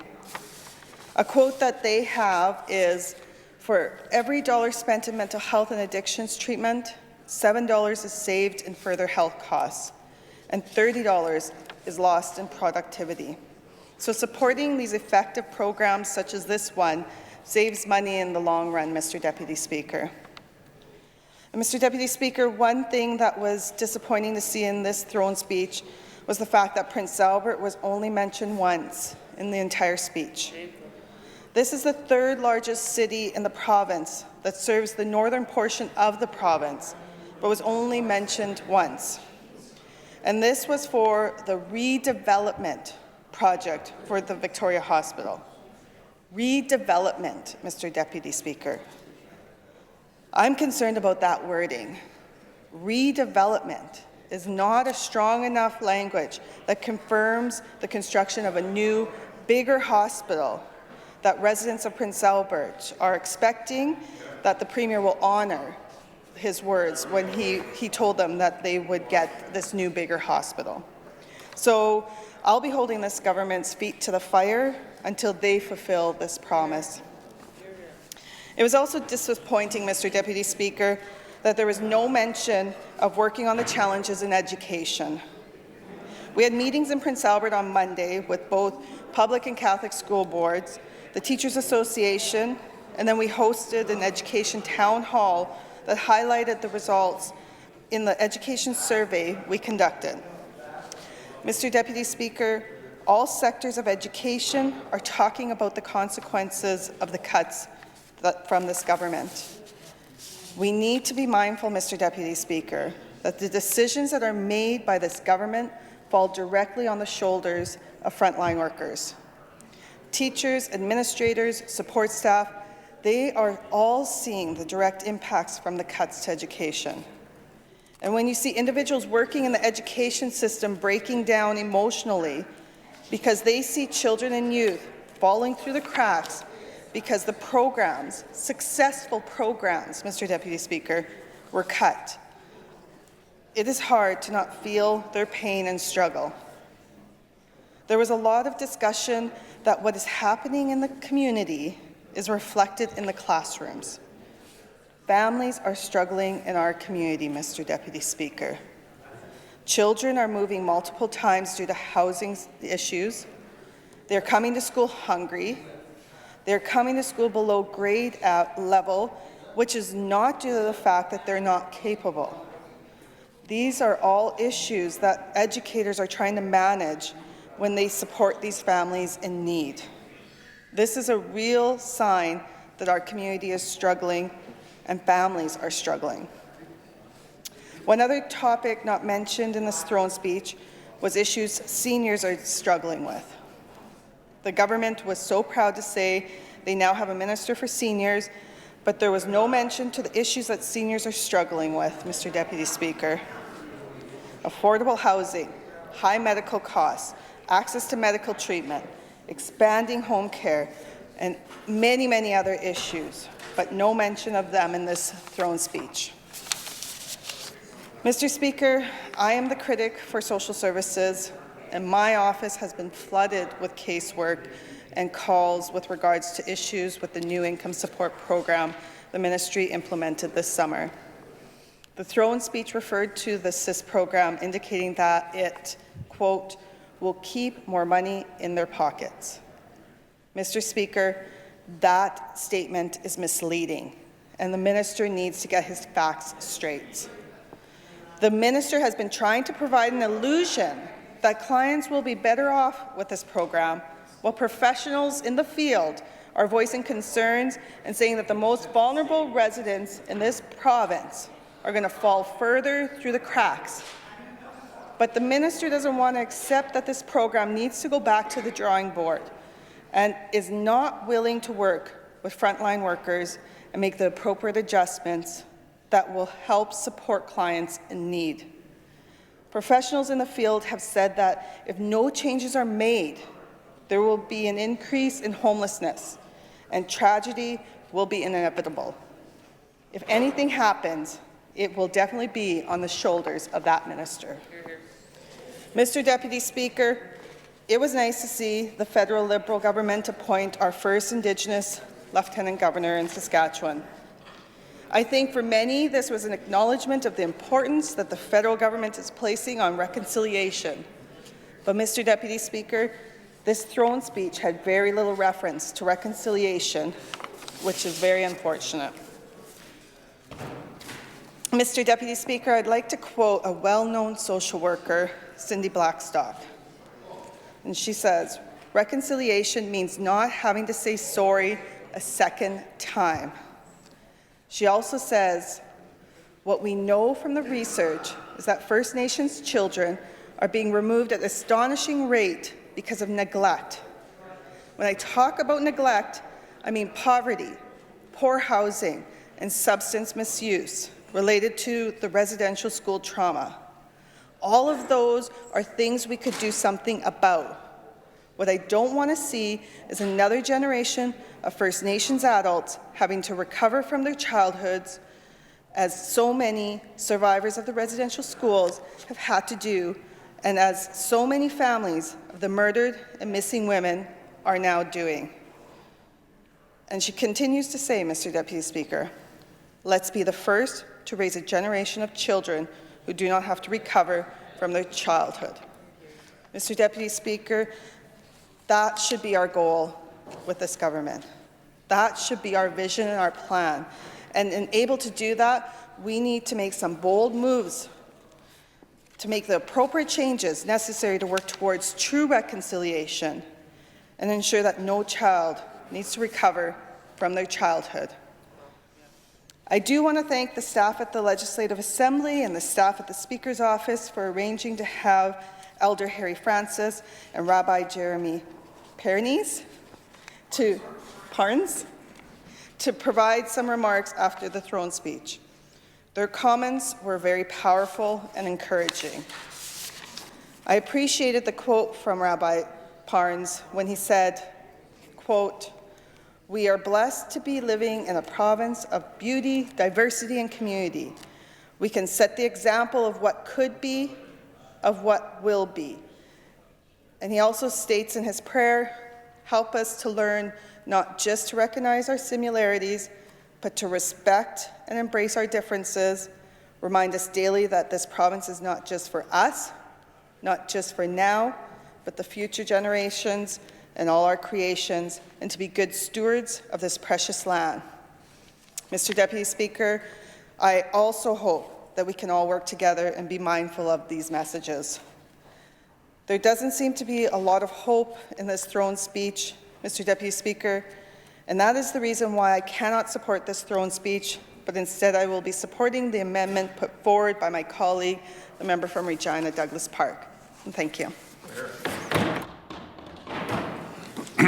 I recognize the member from Regina Douglas Park.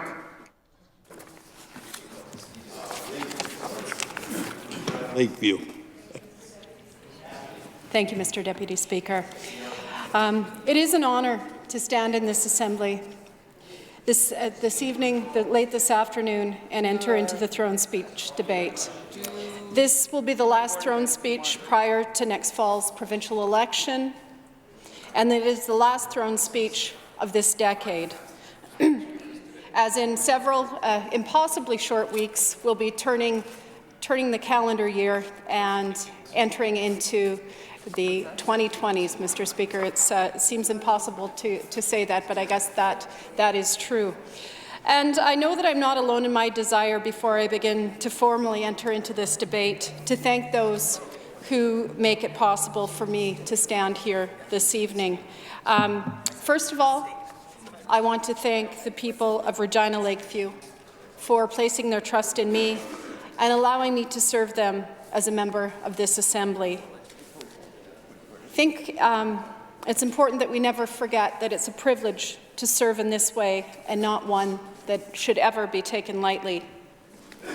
Ours in Regina Lakeview, like so many communities around this province, is a vibrant and engaged community. And if you think people aren't paying attention to what happens in here, Mr. Speaker, Mr. Deputy Speaker, I invite you to go on the doorsteps in Regina Lakeview, because they are paying very close attention to what happens here, and they care very much about it, as we all should, because the debates that happen here, although maybe not every word, but the decisions that we make here have a very real and immediate impact on people right across this province, and they will continue to have an impact into the future. So I do appreciate the comments on both sides of this Assembly when we hear and we ground our words and our work in that knowledge that although sometimes this seems like theatre and it seems like a very odd choice of way to spend your time, the decisions that we do make here, those things that we discuss are impactful, and they will be felt not only today but into the future, and I think that we ought never lose sight of that. One of the things that I've come to say, and I've said it to many people, is you know, in these roles, it's pretty important that we don't think any of us are a big deal, but this role is a big deal. The work that we do here is, and it is a privilege to get to do it. I'm already off my notes, but Mr. Deputy Speaker, I look at you and I listen to the words from my friend from Regina Elphinstone Centre, and I'm reminded that this is the last throne speech for many in this Assembly, and I think it's important that we thank you. We thank those like the member for Regina Elphinstone Centre for their long service, and be reminded of not only our shared role here. This is a privilege that very few people get to do.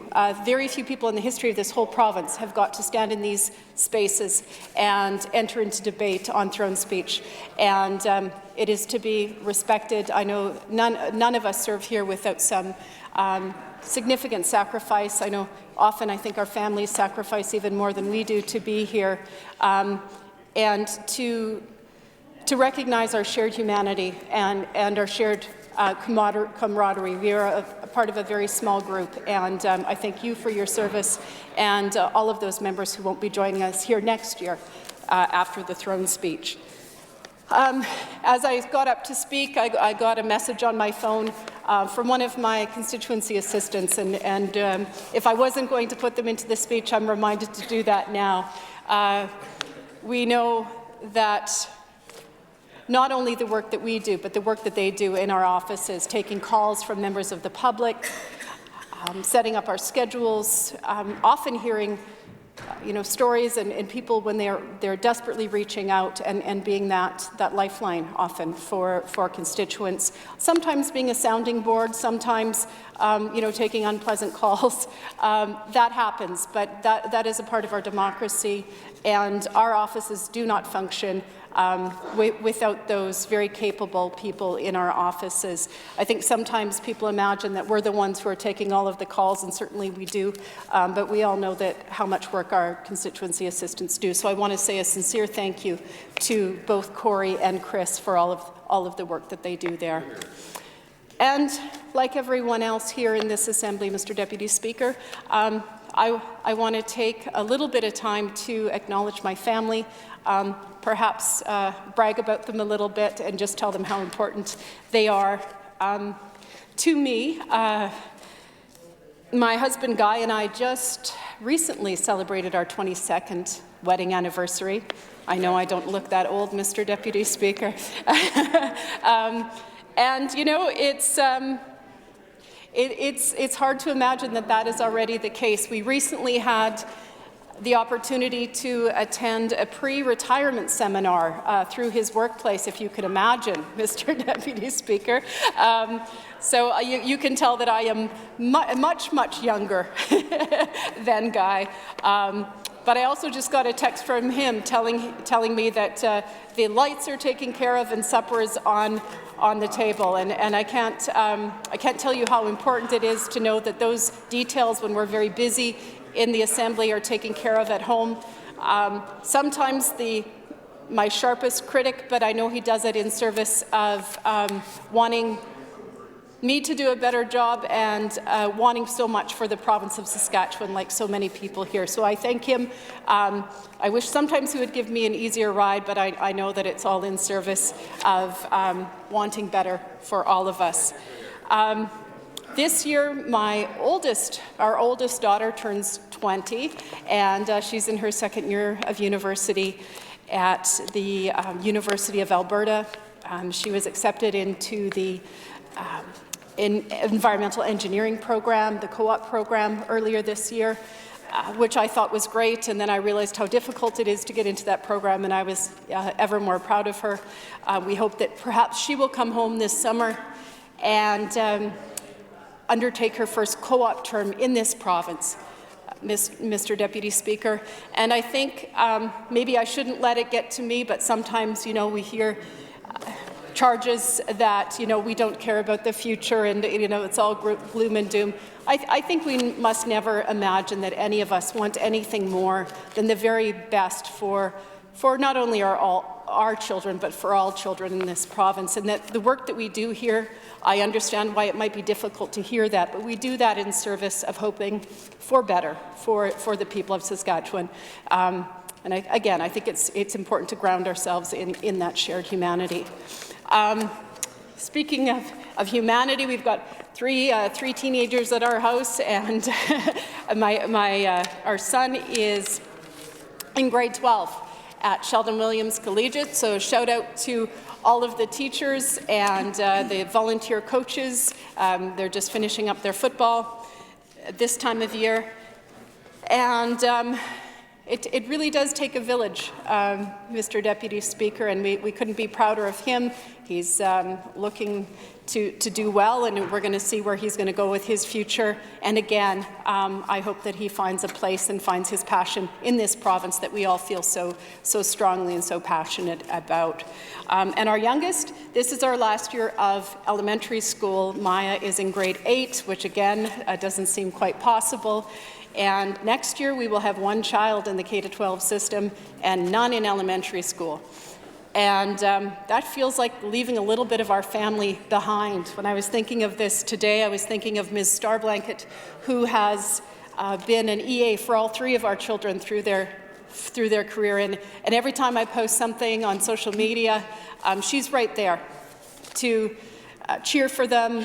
She feels proud of them. She feels like she has been a part of their lives, and she has. And Mr. Speaker, when I think about some of the comments later about education, I think sometimes we're accused of only looking for the dirt, and you know, the complainer, that we're looking at people who like to complain and they just want to you know, bolster their position in bargaining. And I think of people like Ms. Starblanket, who puts heart and soul into those kids, and that has been by far my experience with those who work in our education system around the province. I know I hear the member for Rosemont, I know they're just entering the school system with their young guy, and it's so exciting to watch those little ones light up and trot off to the first day of school. And that's, I think, why we want better. We want more for them, and that's why we fight so hard. Mr. Deputy Speaker, I've had the opportunity this summer and again this last week to be on the doorstep with my constituents. I was eager to go and test what people were thinking after the federal election. And as I've said before, and say again sincerely, Mr. Speaker, those folks are paying attention in the constituency of Regina Lakeview, as I'm sure most of you, you know, as we enter into fall supper season, you'll be hearing from your constituents. And as has been mentioned before, but there's a lot of concern out there, and never let it be said that that any members in this place are cold to the realities that Saskatchewan families are facing. There is a very real anxiety out there. We know consumer debt is rising, foreclosures and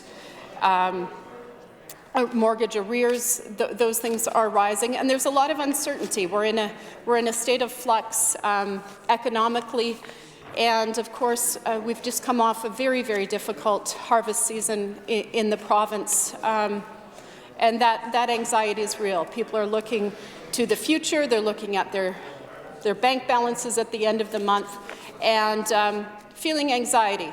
And they're also looking for leadership, Mr. Deputy Speaker. So, as has been said before, I don't think I could say it any more eloquently than my friend from Regina Elphinstone Centre. But I want to also register my concern about the opportunity or the tendency to conflate and inflate differences to the point that we are talking about, you know, wanting to leave Federation, that we are inviting people to look at their neighbours as their enemies, and that we are taking those very real political differences, Mr. Deputy Speaker, and using them to wedge for short-term political gain. There are many challenges that this country faces, and certainly many challenges that this province faces. But I would hope that we understand how very lucky in the scheme of things we really are in this province. I've had the opportunity, and I believe I've mentioned them before, to make acquaintance, more than acquaintance, friendship and well, almost like a family relationship with a family who lives in Regina Lakeview, my friend Rada and her husband Abdul Karim. And they came to Canada from Syria in 2016, along with their children. And Mr. Speaker, there are many things that get us down day to day that we are concerned about and not to be concerned about.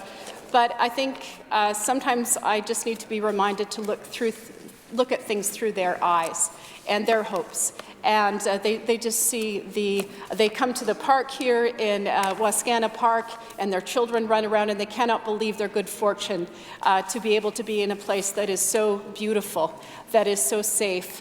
And although they miss their family dearly, they have found so many welcoming and kind people here in this community, and those are the people that I know right across this province, Mr. Deputy Speaker. So when we would seek to divide ourselves up over the smallest of differences, and you know, there are very real political differences and there are very real concerns, but we ought, again, to ground ourselves in our shared humanity.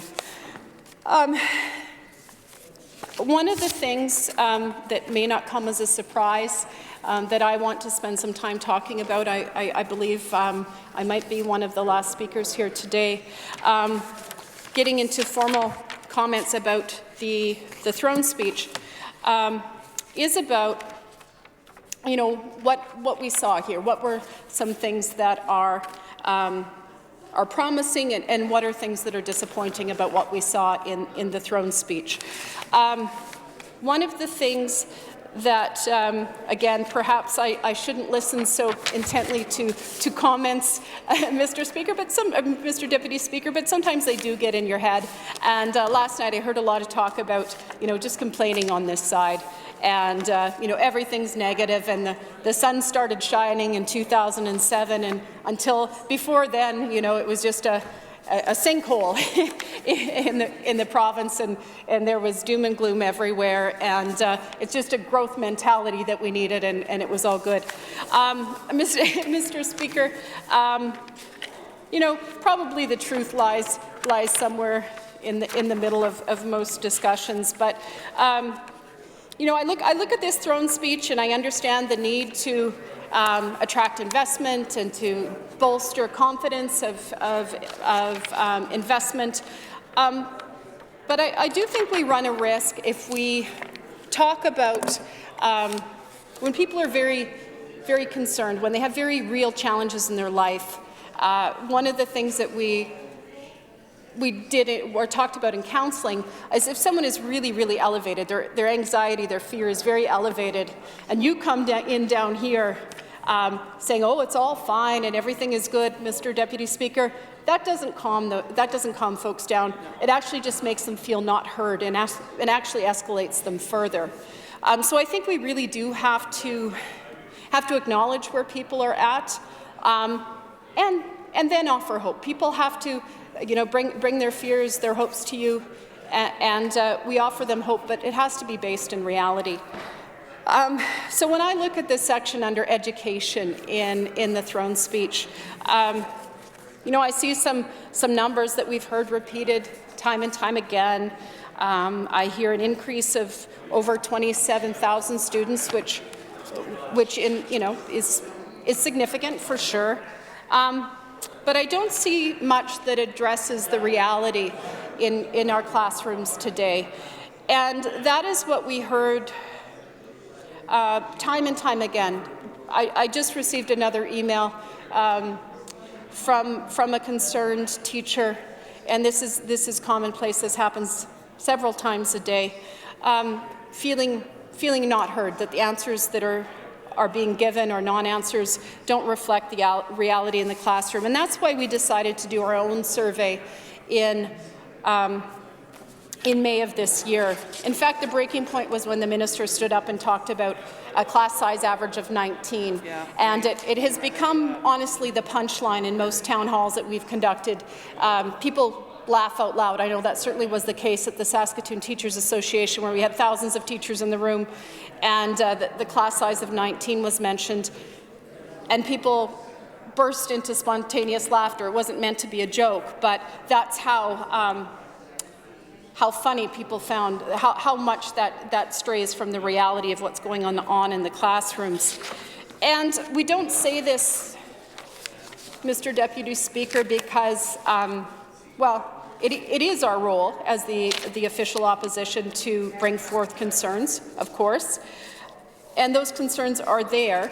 But also what came through very, very clearly with the emails that we were receiving, with the conversations we were having with folks who were in and around schools, is that they felt like their concerns were being trivialized, were not being taken into account. So that's why we decided to conduct this survey. And people were very responsive to the survey. We had over 1,400 responses. And we were very careful with the questions that we asked, because they were reflecting of the things that we were hearing. Concerns about learning conditions worsening. 84% of teachers said that conditions at their school had worsened over the last 3 years. staff morale is suffering. I'm going to repeat what I said earlier today, and that is that 2 out of 5 teachers in this province have seriously considered leaving the profession in the last several years. That is something that we've been hearing for a while. One of the things that I've mentioned before, I don't think I'm outing him. My brother is a teacher, and one of the things that he said that concerns him the most is when he hears other of his colleagues say that they would never encourage one of their children to go into the teaching profession, given what has happened, really intensified over the last 5 years in the province.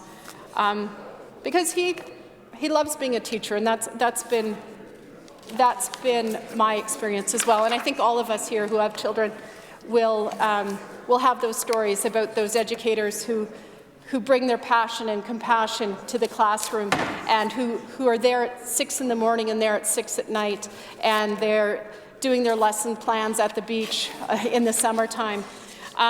Mr. Speaker, those are not other than the teachers that filled out this survey. These are the same teachers. These are the teachers who are saying, I don't have a whole lot extra to give. I've been giving and giving for so long, and more is being placed on my plate, and I love these kids so much, and I want so much for them, but I don't feel like I can do it any longer. That's why, Mr. Deputy Speaker, we are saying there's a crisis in our classrooms. It is not a crisis that happened in 2017 when this government took $54 million out of the classroom. It is not one point in time that created a crisis. It's not like an earthquake. It has been a slow-moving crisis that is reasonably foreseeable given what we have seen with regard to underfunding and lack of compensation for growth within the education funding model year after year after year. It's a slow-moving crisis, but a crisis nonetheless, and I have been called to task several times for using that word. I understand why, and we've been very thoughtful about using that word, but the reason we use it is because that is what we're hearing time and time again. Recently, we were in Prince Albert, as the member for PA Northcote just mentioned. Not different from what we're hearing in other communities in some ways, in that we heard of very, very successful programs that were moving the dial for children with needs. Programs that these educators, these administrators were very, very, very proud of, but programs that were being scaled back, not because the need had decreased, but because the funding had decreased. So we are past the point where we're trimming fat, as some would suggest there's more money than ever in the system. We are at the point where we are cutting programs that we know to be beneficial to children in service of the budgets. I am so tired of hearing, Mr. Deputy Speaker, that is the best we can do, or that's a decision we made given what we've got right now, or this is what we can get away with and still balance the budget. These are our children that we are talking about, Mr. Speaker. They are not asking for a pony in every classroom. They are asking for a chance to have the best education system that we can provide, and I think that's a reasonable demand. So we're not going to stop. We are going to continue having these town halls around the province. Lest folks think that we are, all doom and gloom. I cannot wait till we get to the point where we get to talk about what we could do in our schools, where we get to the point where we get everyone together and say, okay, this is where we're at. This is where we want to be. How do we get there? What do we need to do that? But you know what? And I didn't come to this right away, but in looking back, I noticed that in meetings, it didn't matter if it was trustees or parents or teachers or EAs or bus drivers. You would sit down with them and you would talk for the first 10, 15 minutes, hour, and by the time you had the tissues out and people had been able to let go of all those things that were bugging them, that were keeping them up at night, then we'd start talking about what we wanted, what we could do, talking about teaching. But so often, and this is a quote that I'm going to write down, and you'll hear me say it again, I'm sure, but it really stood out and it really captured what we've been hearing in so many conversations. This was from a group of teachers who told us that those moments when you actually get to sit down and teach your lesson plan, when you get to actually teach and you see the kids excited about learning, that those have become all too rare, that they become precious because they're few and far between, because so many educators and those in our school are spending their days putting out fires. And as the member for PA Northcote so eloquently said, what is happening in our schools is not just a result of education funding. I mean, I think that would be one thing if that were the case. But it's a reflection of larger societal issues that are going on in our communities. I don't mean to just pick on these two members, but they've been the most recent. And concerns with crystal meth in our communities, gun violence, homelessness, precarious housing. Those things, those kids show up in our classrooms in the morning. On a good day, they show up in those classrooms not having slept, perhaps not having eaten, and our teachers are the ones who are left dealing with that more and more often without any supports. They're paying out of their own pockets to buy granola bars for the classroom. They are paying out of their own pockets to buy hats and mitts for students. And, Mr. Speaker, what they're saying is that they are starting to feel burnt out. It's not that they don't care, they're just worried about how much more they have to give. We heard tale recently again about students coming to class without language skills. Mr. Deputy Speaker, I'm not talking about kids for whom English is a second language or an additional language, kids who have lacked those early childhood development moments where they are in chaotic housing, perhaps with families who have all host of issues, and they don't know how to hold books. And I think of the work that we could be doing and we should be doing with early childhood education, with supporting families right from those ages of 0 to 5, and I can get really excited about that, and I know many folks in here, we know these things work. We know that these are good investments, but what we've lacked up to this point is the political will. We talk about the number of childcare spaces we have opened, which is great, but we have to make sure that those people who are conducting that work with 2-3 years of education, making $15 an hour, Mr. Speaker, that they are supported in the work that they do, that they have the professional development that they need. We need to look at thresholds for subsidy. It's not reasonable that a single parent making barely above minimum wage doesn't qualify for a subsidy in this province for childcare. That is keeping people from being able to take employment they need to be able to pull their and the member, my colleague from Saskatoon notes that those thresholds haven't changed since the 80s, Mr. Deputy Speaker. So this is not some objective, wanting to be Debbie Downer, rain on the parade. This is the reality here. Unless we acknowledge what is going on, we can't fix it. Of course, we want to get to the part where we fix everything and we get to have these, great ideas, but if you don't acknowledge issues, you can't fix them. So that's, that's more of what we want to see. I see that I'm probably getting fairly close to the end here, so I want to make sure that I touch on a few other things. One of them is the libraries. I want to put a plug in there for the role that our provincial library system does play and could play in this larger vision of ensuring that all families get a start in this province. In 2017, we came very, very close to losing a good portion of that functionality and that central role of libraries in our communities. Thankfully for the people of Saskatchewan, they fought back. And we were promised a library review that would, look at the role of libraries in the future in this province. We did get a 16-page report without recommendations. I think that's something that we could revisit as well in this province. One of the pieces that is in here, Mr. Deputy Speaker, is around protecting our environment. None of it matters if you don't have clean water and you don't have air to breathe, clean air to breathe. And this shouldn't be an exercise in PR. There shouldn't be a political club to beat your opponents with or wedge.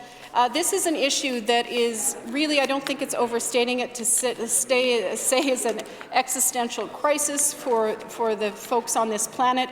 That is not to degrade anyone. That is not to say that anyone's work is not important. That is that we need to think about how we are going to play a role in ensuring the future viability and vibrancy and health of people on this planet, and how we are going to position ourselves to take a role in that. I always say that. I'm not going to say that very often, but I find myself saying we have a moral responsibility to do that. And again, this is not an either-or. This isn't we take our responsibilities seriously, or we completely dismiss and degrade all of those folks who work in oil and gas, as we would have you believe if sometimes you listen to the folks on the other side.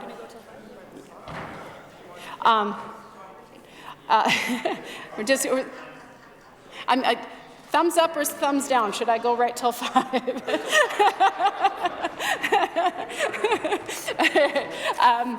I can stop as well, Mr. Deputy Speaker.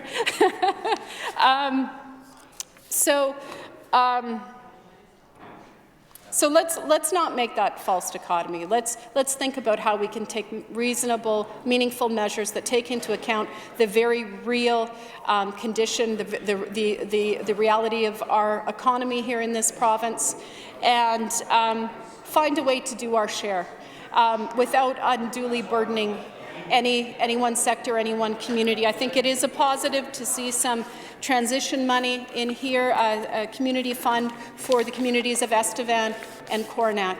I think that's positive.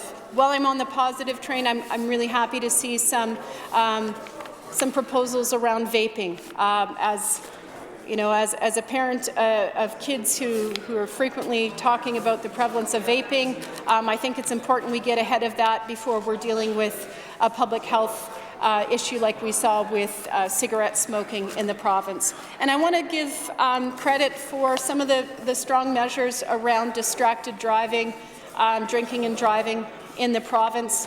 I think that is in the column of what is positive, and in the column of what can happen when we put our heads together and think of public policy that is thoughtful and takes into account the challenges that we see and what the best policies, legislation from other jurisdictions that fit the unique situation that we have here in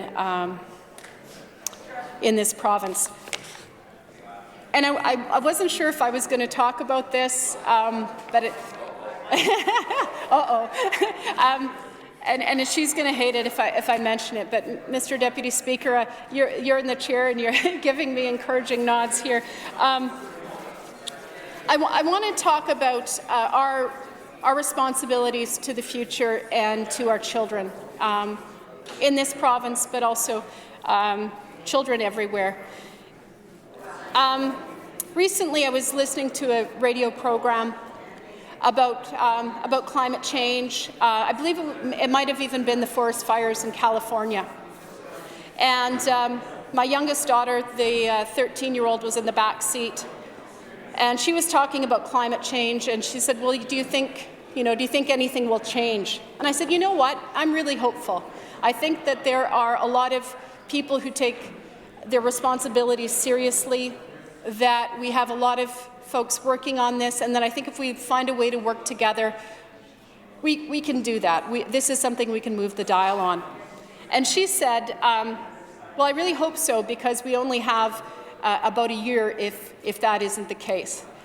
And that hit me like a gut punch, Mr. Deputy Speaker, because I always think that we don't try to engage in hyperbole. We try to shelter the kids from things that I think reasonably ought to be on the desks of grown-ups. But this is what our kids think. They think that their future is being compromised by our inaction on issues like this. I think we certainly have a role not to ramp it up and to frighten them, but we also have a role to actually take meaningful steps towards ensuring that they do have a future where they can dream about having families of their own, and they can dream about having wildlife to enjoy. So, Mr. Speaker, all that to say, I will not be supporting the motion for the throne speech. I will be supporting the amendment. And again, one more plug to remembering our shared humanity. Thank you.